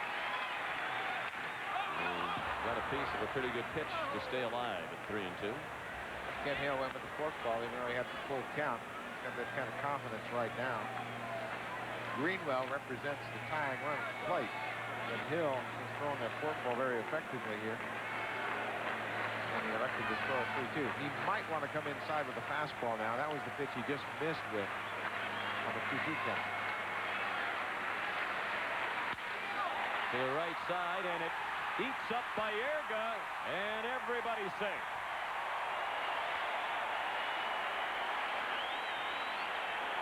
Well, the Indians return some of the favors that the Red Sox have been extending them with Boston's porous defense. Baerga makes the first Cleveland error of the night. There's another sharply hit ball, but a very playable ball for the second baseman Baerga. It's a fastball inside. Greenwell turns on it, hits it right at Baerga. It pops up on him. By the time he recovers and gets it, no chance at all at first base. I told you earlier that the ballpark here at Fenway has been replaced, the infield dirt. But it seems as though the infield is having trouble here tonight. Yes. Mark Wiley, the pitching coach, on his way to the mound. There is no action in the Cleveland bullpen. Some of the infielders, particularly the Red Sox infielders, have been complaining here about bad hops on the dirt. Joe Mooney and his Browns crew spent time working on it. And they think they've made it a better surface for the fielders, but you wouldn't know it by what we have seen tonight. Mentioned Red Sox problems on defense, but the Indians are not exactly a stellar club with the gloves either. They are 11th in the American League in fielding. They've now made 74 errors. So now the tying run is at first. And the go-ahead run at the plate. Here's Troy O'Leary, who nearly hit a home run in the first. He went high off the wall for a double. It drove in a run. He flied to left in the 4th.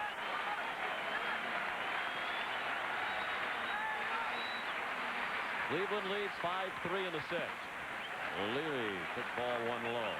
What O'Leary needs to do in this at bat is make sure he gets the ball up in the strike zone so he can get it airborne and hit at least to the outfield to chase Mo Vaughn home with a sac fly. They're going to take a relatively deep fly. Vaughn does not run well. O'Leary chops it down to first. Sorrento is looking at Vaughn. They have him in the rundown. Thome to Sorrento for the out. But Mo stayed in the rundown long enough for both runners to be in scoring position as O'Leary made it to second. And Greenwell took third. So now the tying run is in scoring position. There are 2 down.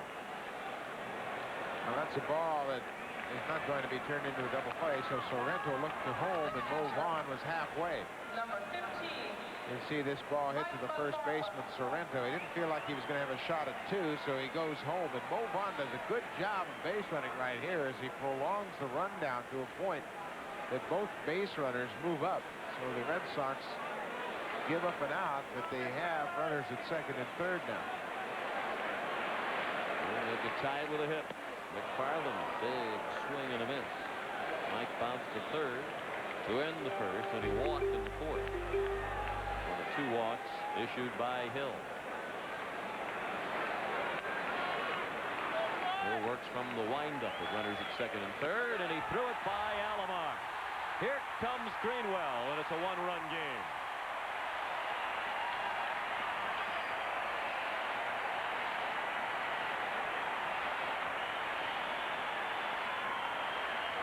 Now, both of these clubs have given the opponents several opportunities today. They've made some gifts of runs here. Ken Hill threw that breaking ball way wide of the plate. Alomar, no chance at all to knock that ball down. McFarland waves home Greenwell.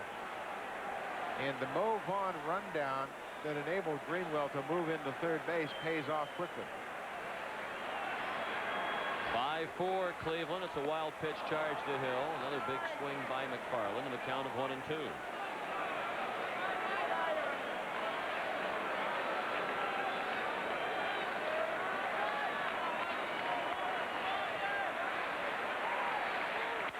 And McFarland fought it off. The run is unearned. Any subsequent run scored by Boston in this inning would be unearned as a result of the error by Baerga.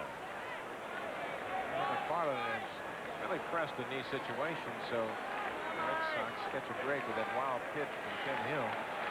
Cash in 1 and got a chance to cash in another. Ball high. 2 balls and 2 strikes.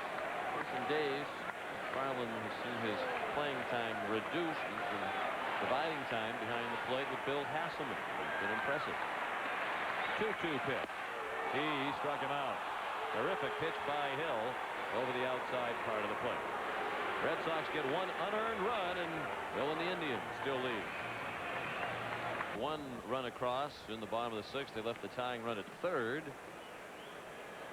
And the score wouldn't indicate it, but these pitchers have done a pretty good job of gutting it out tonight. Boy, they sure have. Particularly Eric Hansen has done a great job pitching around 3 errors behind him, and you look at the ball game, it's a 1-run game at Fenway. Ken Hill, on the other hand, after a rocky first inning, has really settled in. He was victimized by shaky play in the field behind him when Baerga booted the ball there in the 6th inning that led to a run.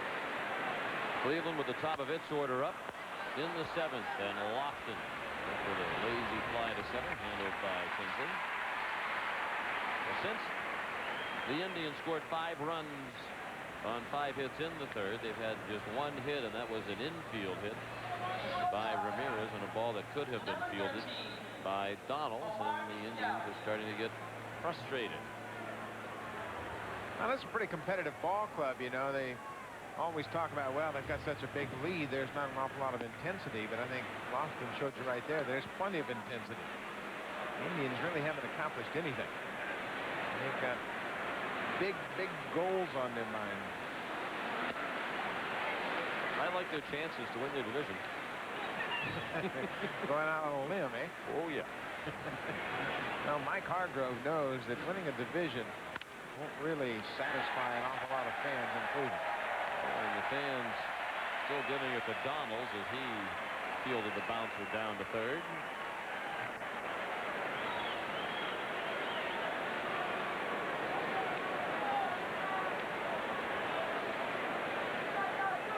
Very quickly, 2 down for Hansen. Baerga taking his time getting to plate, getting a bit more time for Hill to rest in the Cleveland dugout. 7th inning, 5-4, the Indians lead. Baerga 1 for 3. He singled in a run and scored in the 3rd. Strike 1 from Eric Hansen. As Hansen has become more effective after that rocky 3rd inning, it has been his command of his pitches. Control has been much better. Chop to Alicea. Hansen has another very easy inning. 7th inning stretch at sold-out Fenway Park. The Red Sox trail by 1. Cleveland Indians lead 5-4 at the 7th inning stretch as they look for a split of this 2-game series. Sean McDonough with Buck Martinez. And Buck, when your first place team, chances are you've had a number of come from behind wins over the course of the season, and these two teams have been terrific in that regard. Well, you know, lately they've been getting pretty good pitching out of their bullpens, and they both have offensive ball clubs that can come back late in the game. With the improved bullpen here at Fenway, with the addition of Rick Aguilera, the Red Sox have the opportunity to come back and win an awful lot of games late. Jose Mesa down in that Indian bullpen leads the majors with 30 saves, and he has been a real plus and a surprise in some regard. He has been the type of pitcher that they've always been looking to find a particular role for him, and it seems as though he is a closer. Well, if you're going to try to post a come from behind win against the Indians, you better do it before Jose gets in the ballgame. And there is action now in the Cleveland pen as Chris Donald gets ready to lead off the Boston 7th. Indians lead 5-4. Donald has struck out twice and had a tough time in the field. Been the object of some attention from the fans. Donald's Alicea Tinsley against Hill. Chop foul down to Frank White. Oh, you don't expect that from an 8-time Gold Glove winner. Second base for the Kansas City Royals. Now, that's been a rough night for all fielders here at Fenway. Contagious. Chris Donald is back from Pawtucket because Dave Hollins has had to go on the disabled list with a wrist injury. It's an injury that Hollins has had in the past. And Kenny don't cause him problem. He's going to have surgery. This season is over. And it's been a frustrating year for Hollins. Eric Plunk, the right-hander, and Paul Ossenmacher, the lefty. The ball. And a count of 2-2 on Donald. Because Hollins started the year with Philadelphia, was traded to Boston in a deal for Mark Whitten, former St. Louis teammate of Ken Hill. Hollins bothered early in the year by diabetes, and lately by the wrist problem. He's had a very frustrating year. Ken Hill's pitch count up to 112, and the walks, he has really done a good job with his control. He walked the first batter of the night, Tinsley. He came around to score in that 3-run first inning. And the 7 strikeouts for Hill ties his season high. We fanned 7 Florida Marlins while pitching for St. Louis at Busch Stadium on July 9th. He has 7 tonight.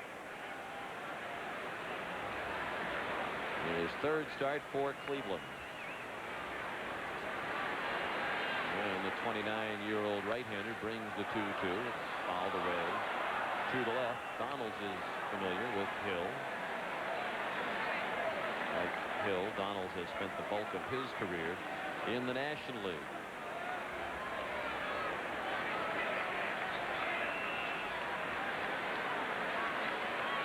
Another 2-2. And a ground ball to second. Ayerga, 1 out. Here's Carl Ravitch.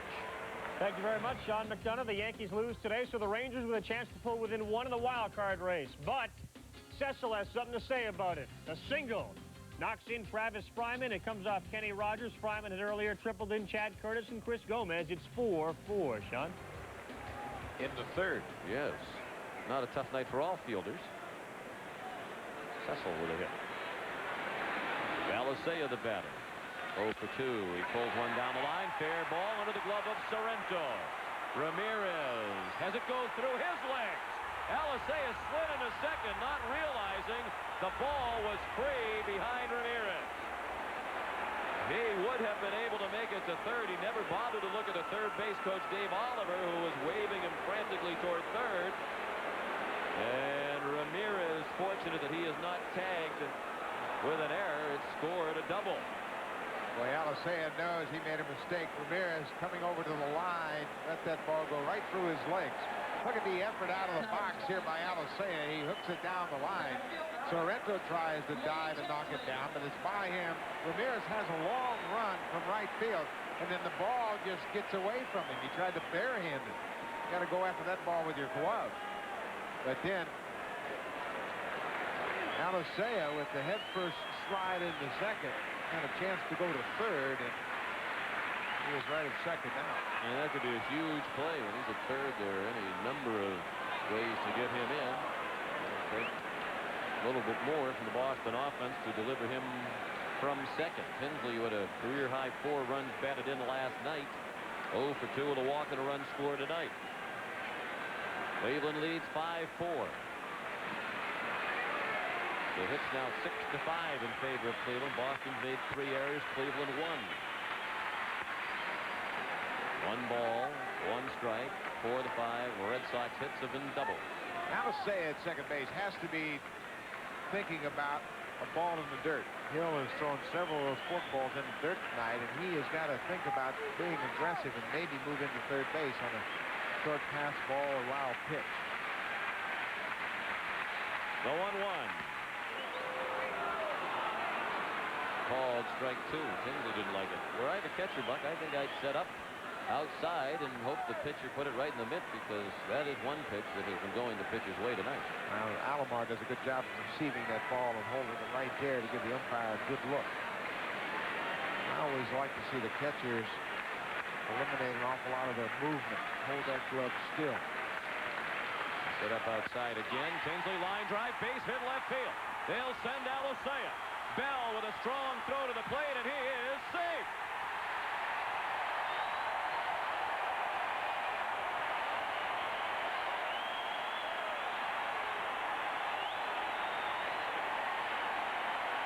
Boy, Louis Alicea did a great job of base running right there. He broke immediately on contact. Got a good read on the line drive. Watch Alicea.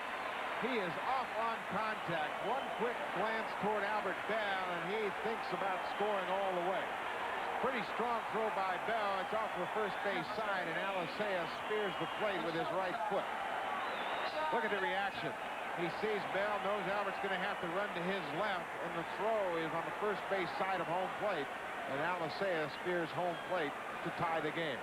And he just did reach the plate with that slide ahead of the tag of Alomar. And on the plate, Tinsley took second on the throw. So Tinsley has 5 runs batted in the 2 games in this series. And now he's the go-ahead run at second with 1 out in the 7th, and John Valentin, one of the hottest hitters in the American League, at the plate. Ball 1. Valentin doubled in the first to drive in a run and extend his hitting streak to 11 games. He's 1 for 3.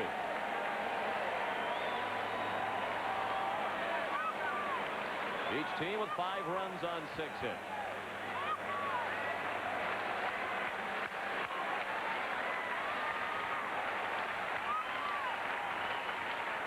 Baerga was moving toward the second base bag as Hill threw to the plate.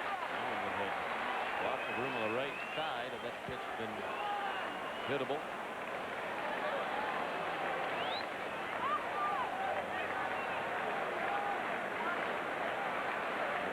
62nd RBI of the year for Valentin came in the first inning. This will be pitch number 123 from Ken Hill. He's still throwing in the low 90s. Seems to be very preoccupied with the base runner at second base. Tinsley has his attention. Now Mark Wiley has to make sure that he gets Hill refocused here before he throws his next pitch. Wong and Assenmacher are ready if needed.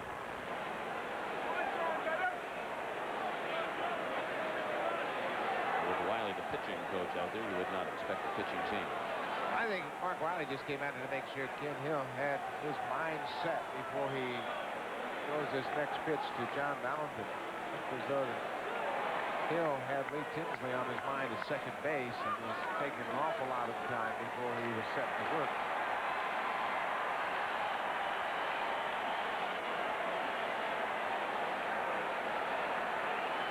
Cardinals and Dodgers. Second half of our ESPN Wednesday night doubleheader. Coming away at 10:30 Eastern Time. Rick Morgan and Tom Candiotti will be the starting pitchers. 5-5 the score here after the conference, the 2-0. Waving swing and a miss by Valentin. And the fans have the wave frolicking around Fenway Park. Look at Valentin doing some groundskeeping there at home plate. More pitchers just stand there and let these guys dig their footholds and get real comfortable. Wasn't always the case. Again, Bayer goes to the bag as the pitch was delivered, and Valentin popped it up. A big second out of the inning for Ken Hill. Estelle the catch. Pitchers like Bob Gibson, you dig a hole, he puts you in it. And that's going to do it for Ken Hill. With Mo Vaughn coming up and Austin Macher, the lefty, ready. Austin Macher will be summoned. With the score, the Indians 5 and the Red Sox 5. We'll return to Fenway Park in a moment. Eric Hansen and the Red Sox hope that they are taking advantage of the Yankees' loss, post the win, and push their lead to 6.5 in the American League East. Hansen has made his way through 7 innings, and his team now back even. They've scored the tying run with 1 run here in the 7th. And Ken Hill has departed after 6 2/3 innings, 124 pitches. He leaves the go-ahead run at second for Boston as he gives way to Paul Ossenmacher, making his 28th appearance of the year, all in relief. He's only pitched 20 in a 3rd inning. This is his specialty, to come on and get an opposing left-handed hitter out. He's done it exceedingly well. Look at the strikeouts, 22 and 20 in a 3rd innings of work, and against left-handed batters, Ossenmacher has held them to a 152 average. Mo Vaughn against Ossenmacher is 3 for 5. Something has to give here. Ossenmacher's first pitch, a strike. Left-handed hitters against Paul this year, only 5 for 33 for that 152 average.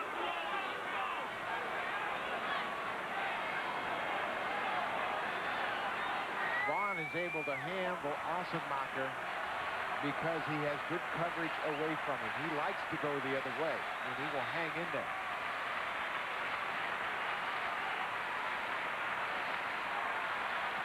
In the dirt. And an excellent play by Alomar to keep Tinsley at second base.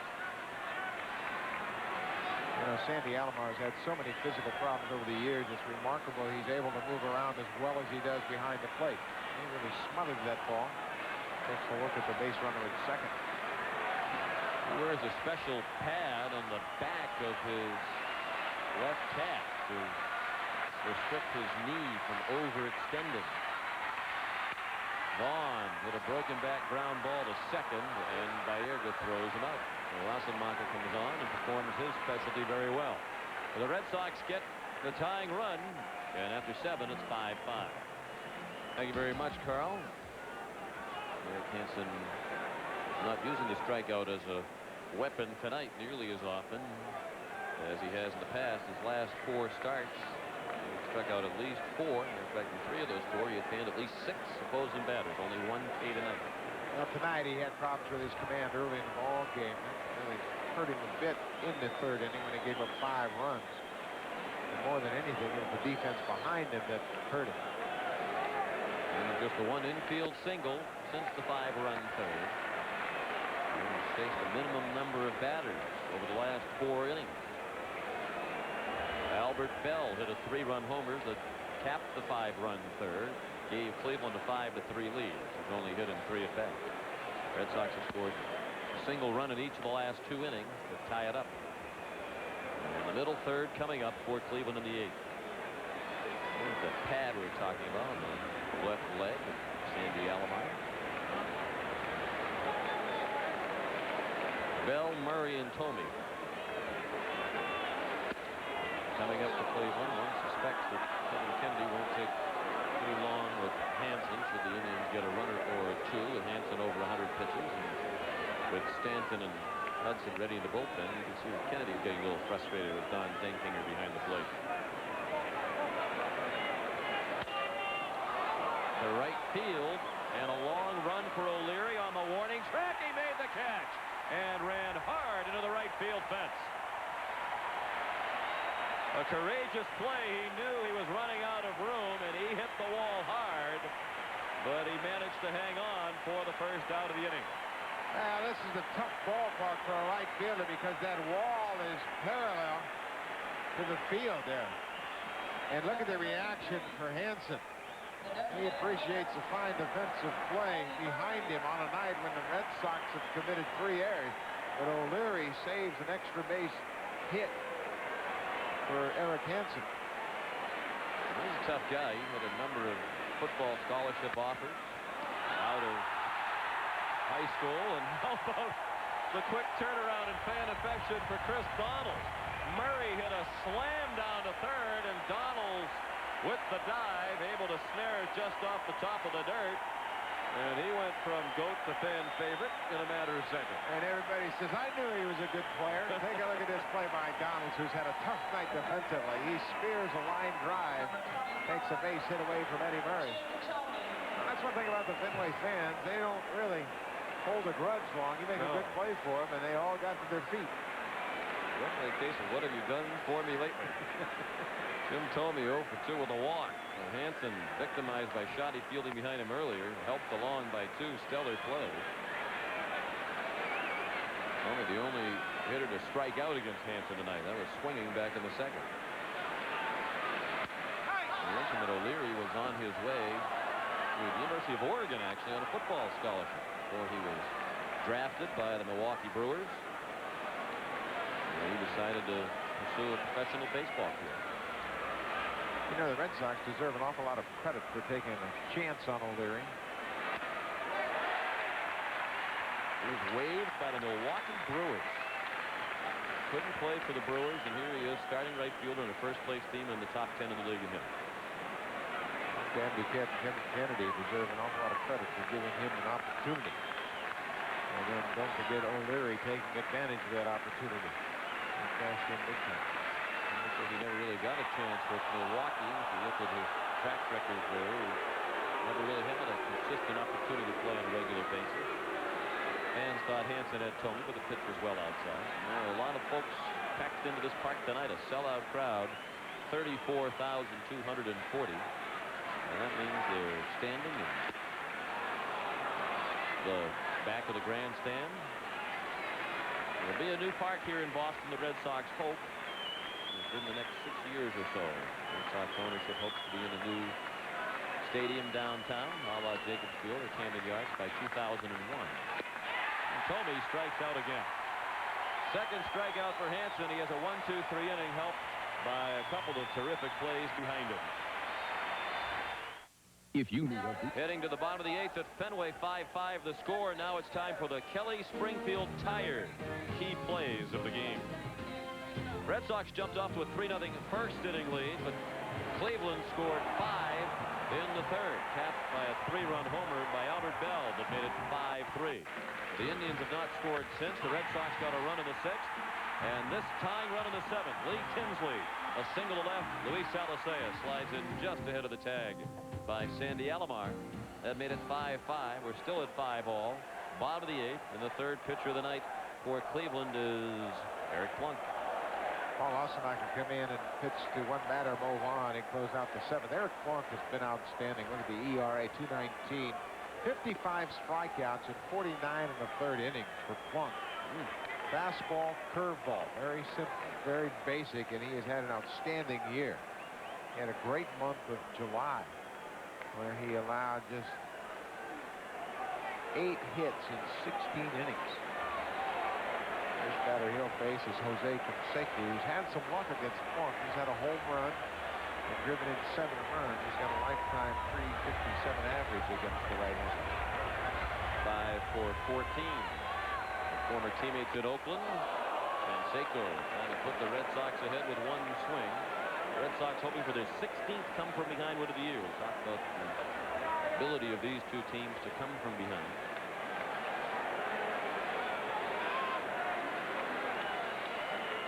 Long up and in. And Jose leaned out the way. Well, his reaction was indicative of the fact he was looking for something away from him. He was diving out over that outside corner. Remember, his last at bat, he was called out on a pitch he felt was outside. So he expects Sandy Alomar to go away from him again. Shift on for Canseco. He pops it right back here. Your son Casey might make the play. I'm glad he didn't. We would have lost him. It had to lean out of the booth a bit.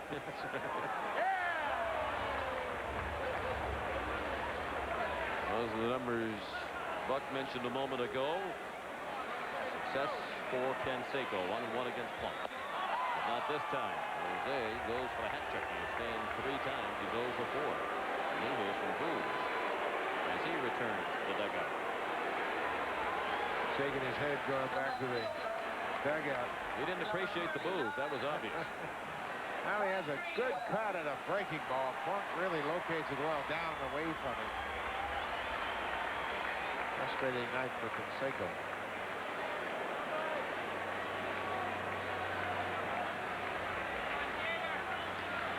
One out in the 8th.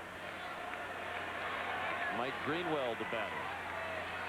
He has scored 2 of the 5 runs and has driven in 1. He singled a drive and run and scored in the 1st. Bounced to 2nd in the 4th.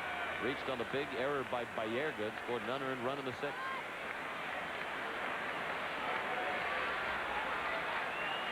Contrast to Canseco, has not had much luck against Plunk. 3 for 14 career.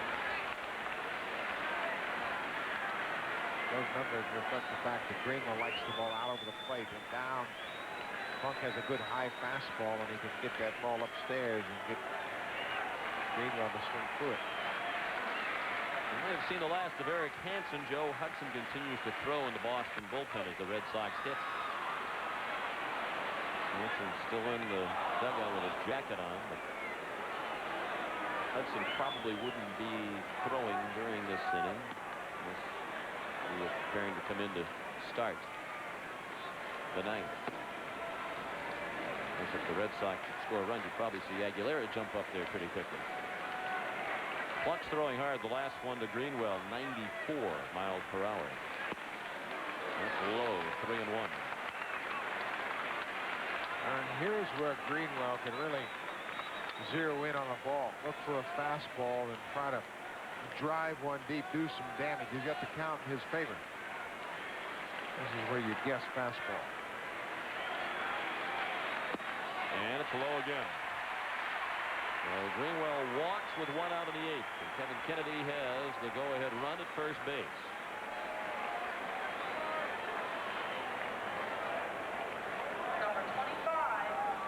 Hansen hoping that his mates can push across another run, give him a chance for a victory. He's thrown 120 pitches, and with the bad elbow, you'd have to think that's it. 120 pitches already. Second highest total that he has thrown in a start this year. To 140 while shutting out Milwaukee back in May. Troy O'Leary, one of the key players in this game. Nice running catch at the top of this inning on a ball hit down the line and right by Albert Bell. He doubled a drive and a run in the 1st.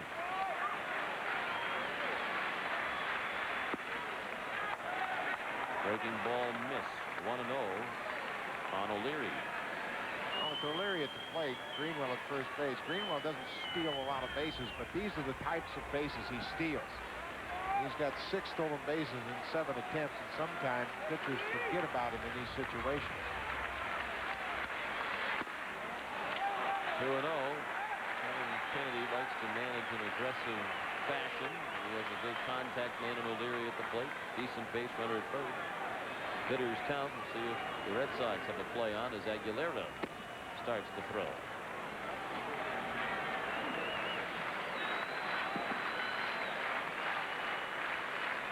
And Plunk goes to first. 5-5 the score, bottom of the 8th. Plunk, the 3rd pitcher of the night. Ken Hill started, went 6 2/3, gave up 5 runs, 4 earned on 6 hits. Walked 2, struck out 7, threw a wild pitch. Good pitch, 2-1. Then Paul Assenmacher came in and retired the only batter he faced, Mo Vaughn.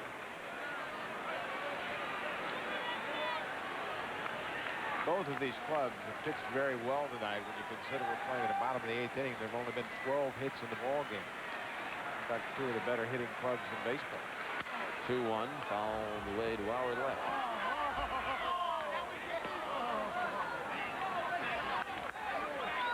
2-2 on O'Leary. Fortunate Duquette and Kennedy made a fine move picking him up. Duquette was an executive in the Milwaukee organization when O'Leary was drafted, had some first-hand knowledge. He's there to scoop him up quickly. That missed, and now it's a full count. You guessed that Greenwell would be running on this 3-2 pitch with 1 out. Well, because you're the home team, you get the chance to bat last, and you might as well gamble in this situation. If O'Leary hits one in the gap, you never know. Greenwell runs, and it's ball 4 up and away. So Plunk is digging himself a big hole in a tie game in the 8th. He has issued back-to-back walks with 1 out. Mike McFarland due up, but he has been called back. And Matt Stayers is going to pinch hit. There's Donalds with bat after Stayers.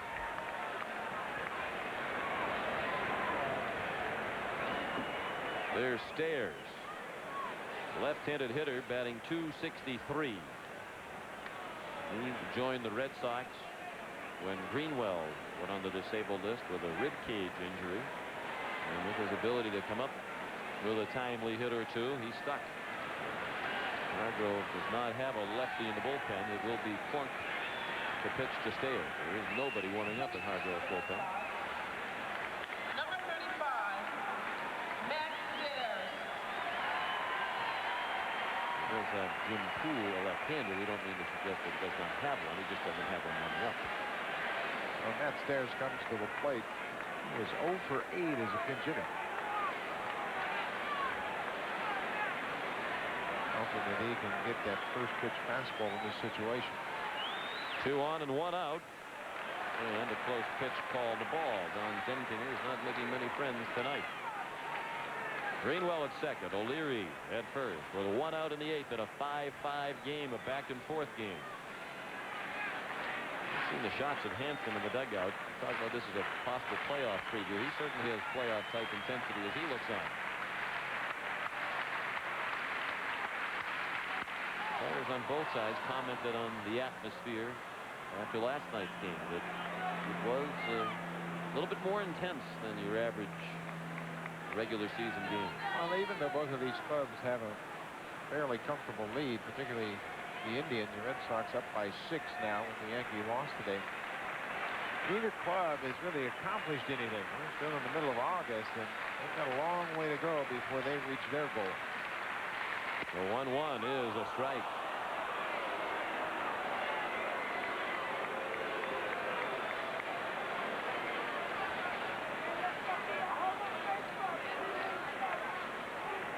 One and 2 on Stayers. Started this season at Pawtucket, the Red Sox AAA team. Formerly in the Montreal Expos organization.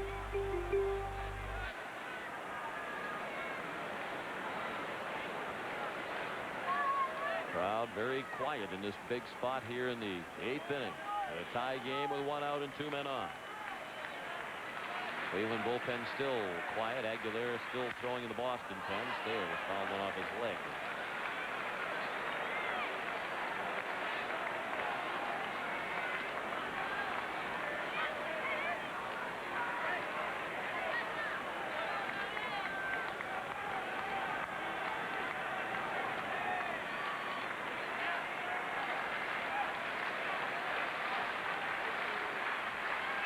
Another 1-2 pitch and another foul ball. Plunk and Stayers are locked in battle. Hanson is hanging on every pitch.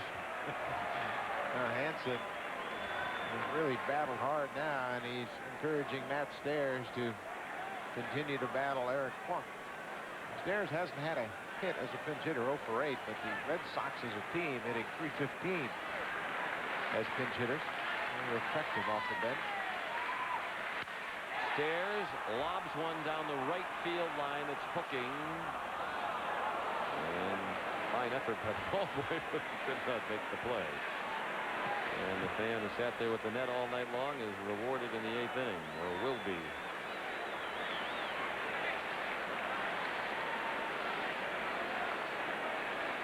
The Red Sox pinch hitting success in sharp contrast to that of the Indians. Cleveland's pinch hitters are 6 for 52 this year. Well, they don't pinch hit very much with that lineup. Don't get too many opportunities. The 8th pitch of the at-bat in the dirt. Gets by Alomar, and now there are 2 men in scoring position, and the go-ahead run is at third.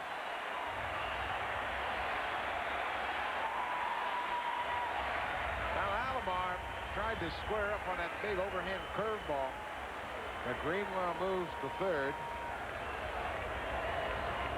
O'Leary moves into second. Breaking ball in the dirt. You see, he never got over in front of it. He expected it to go to his right. It kicked and went to his left, and Hansen is enjoying the way this inning is unfolding. Not the same for Alomar. Second wild pitch of the night thrown by Cleveland pitching. Both have been big. The first one brought in the run that made it a 1-run game. Infield in for Cleveland. 2-2 pitch. Base hit left field. It will score 1. They hold O'Leary. Greenwell crossed the plate. Stairs has a big pinch hit. And Hansen is now in line for a victory. 6-5 Boston in the 8th. Now Greenwell comes in with a late run. Eric Hansen now in position to pick up the W. But Matt Stairs gets his first pinch hit of the season on the 9th pitch of the at-bat, and he hits a good pitch. Down and away from him, he slaps it through the drawn-in infield, and Eric Hansen appreciates the effort of Matt Stairs, the pinch hitter.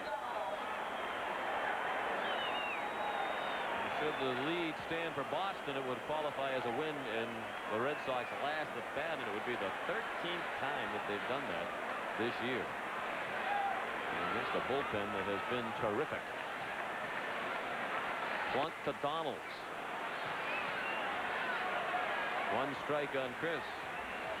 He's 0 for 3. He has struck out twice. First and third, 1 out. Indians playing back up the middle, hoping for the inning-ending double play. Well, if Donalds can drive home this insurance run from third, they'll start a fan club right here tonight. He made a diving snare on an Eddie Murray line drive, and now he's got an opportunity to pad that 1-run lead with a fly ball to the outfield. He's working on a rather dramatic comeback when it comes to fan affection, and could complete the comeback with a hit here. A sacrifice fly, anything that would get this run in. He's in the hole 0-2. O'Leary, the runner at third. Average speed. Stairs, not a good runner at first.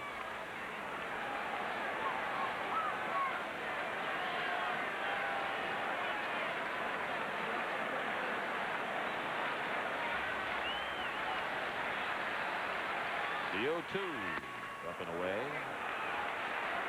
6 runs on 7 hits for Boston. The Red Sox have committed 3 errors. Cleveland with 5 runs on 6 hits and 1 error.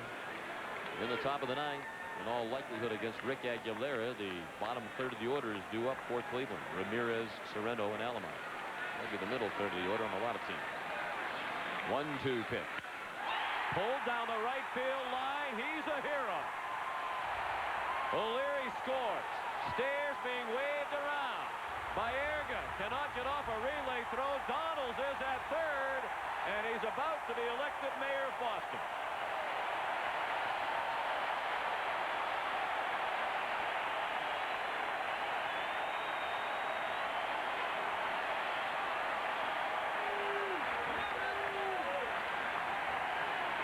You can hear 34,000 strong saying to each other, we've been behind him all night. We love this guy. What an at-bat for Chris Donalds. He goes down and gets that breaking ball, and he keeps it fair down the right field line. He knows for sure he's going to drive in 1, and the ball goes all the way down in the corner. And Chris Donalds is looking for some help over the third base coaching box. He gets the go-ahead, and he comes in to third base with a triple. Drives home 2. And the infield back in. It's his first triple in a Boston uniform. Runs batted in 5 and 6. And Stairs had a at-bat that will undoubtedly be mentioned by his appreciative manager when this ball game is over. Infield in. 3 runs in for Boston. It's 8-5. Alicea lifts it to center field. Lofton started back, now in. Donald probably just now catching his breath on his way to the plate, and he is safe. Great effort by Alomar, but he never did reach Donalds with the tag. And it's 9-5 Boston.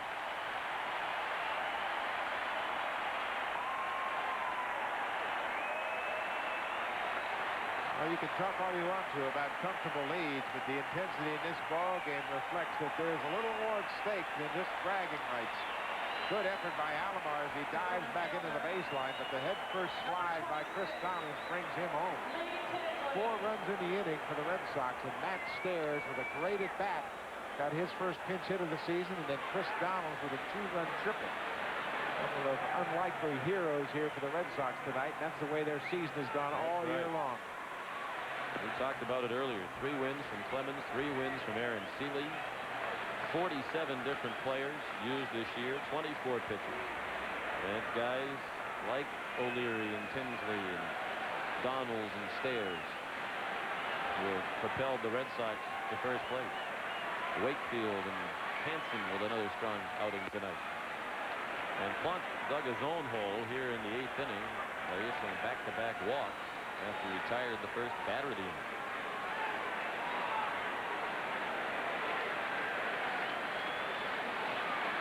Two outs, the base is now empty. And a count of 3-0. Plunk works for Tinsley.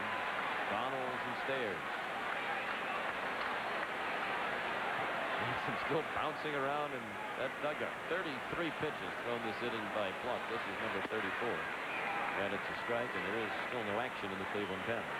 We've got to talk about Hansen. What a great job he has done here tonight. A 5-run 3rd inning, but then he shut down one of the best offenses in baseball, the Cleveland Indians, in a tough ballpark, Fenway Park. And with the exception of the home run by Bell, there weren't a lot of shots around the ballpark. A little bloop here.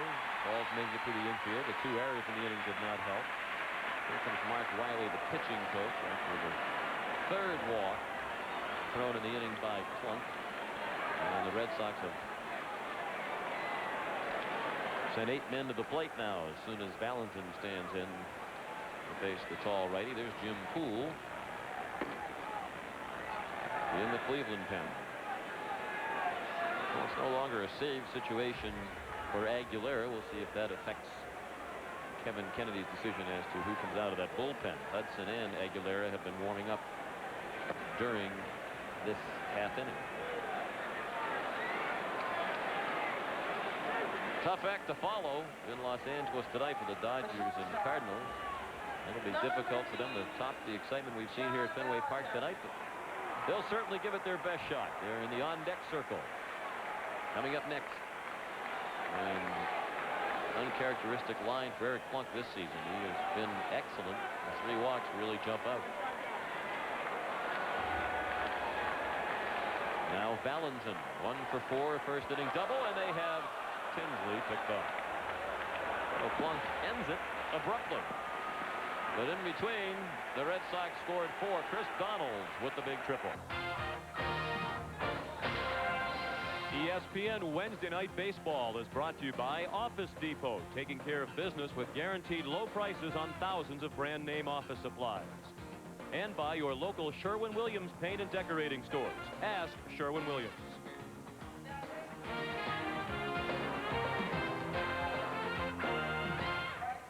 Welcome back to Fenway Park in Boston with Buck Martinez, Sean McDonough. We hope you've enjoyed the first half of our ESPN Wednesday Night Baseball doubleheader. And it's not over yet with the slugging Indians with 1 more crack. Willie McGee in to play right field for Troy O'Leary. The Red Sox make that move regularly to improve their defense in the late innings.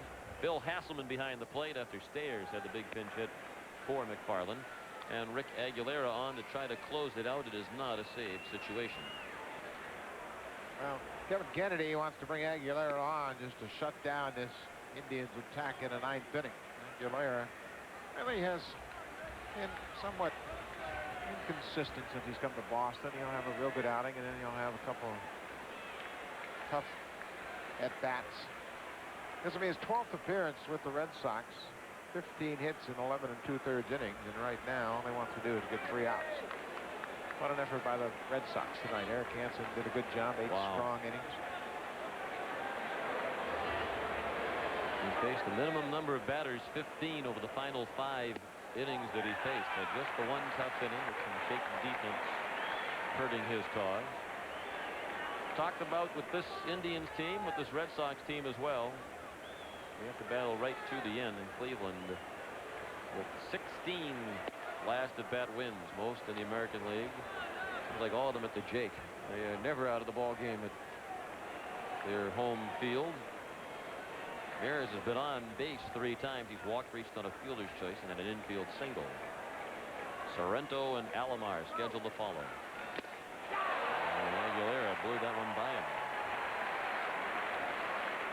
Well, many people around Boston feel like Rick Aguilera was the last piece of the puzzle this year and needed a veteran closer. Aguilera initially wasn't too pleased about being moved away from the Twins, but now he's in the heat of a pennant race, and I think he feels much more comfortable here in Boston now.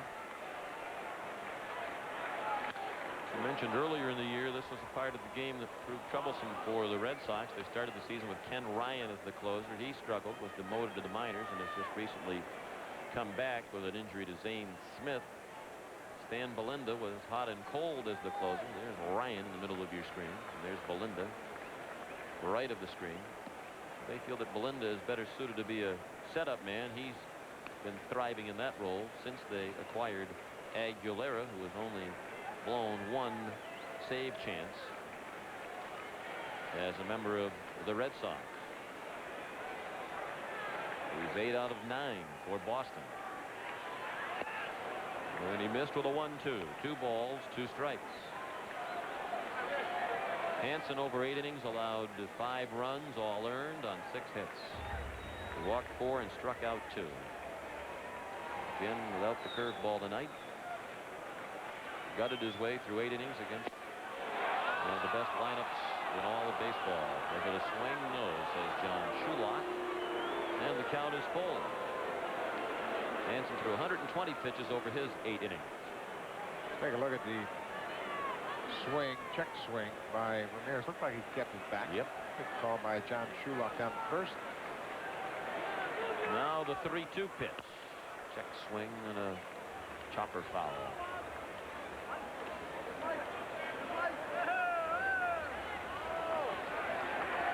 Yankees lost this afternoon to Baltimore. The Red Sox win would give them a 6.5 game lead on New York and push Baltimore to 10 games behind. Baltimore comes here to Fenway tomorrow night to begin a 4-game series, and the Yankees are here for 3 at the beginning of next week. Plenty of room for Tinsley in center field, 1 out. That's 9 in a row retired now by the tandem of Hansen and Aguilera. Aguilera, 33 years old. The first baseman. Started his career with the Mets. Matter of fact, Sorrento. Game 6 of the '86 World Series, the infamous Game 6 here in Boston. Aguilera turned out to be the winning pitcher. He didn't pitch very well, but got the win when the Mets came back on a memorable error by Bill Buckner. Sorted other misplays by Boston. Aguilera, when he was acquired by the Red Sox, said, "I did everything I could to help the Red Sox win the World Series 9 years ago." And they couldn't do it. Maybe he can help them in their uniform now. As he pitches to Paul Sorrento, is 0 for 3.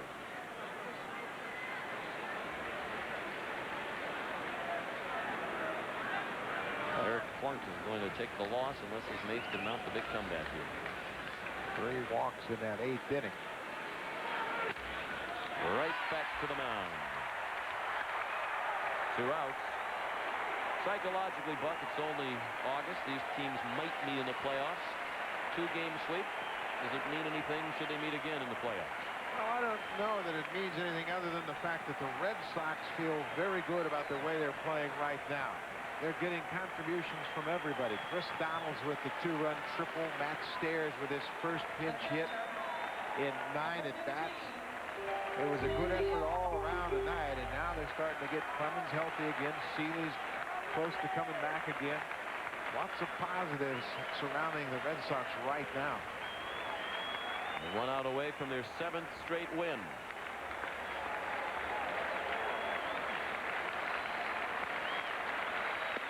Alomar waving, swing and a miss.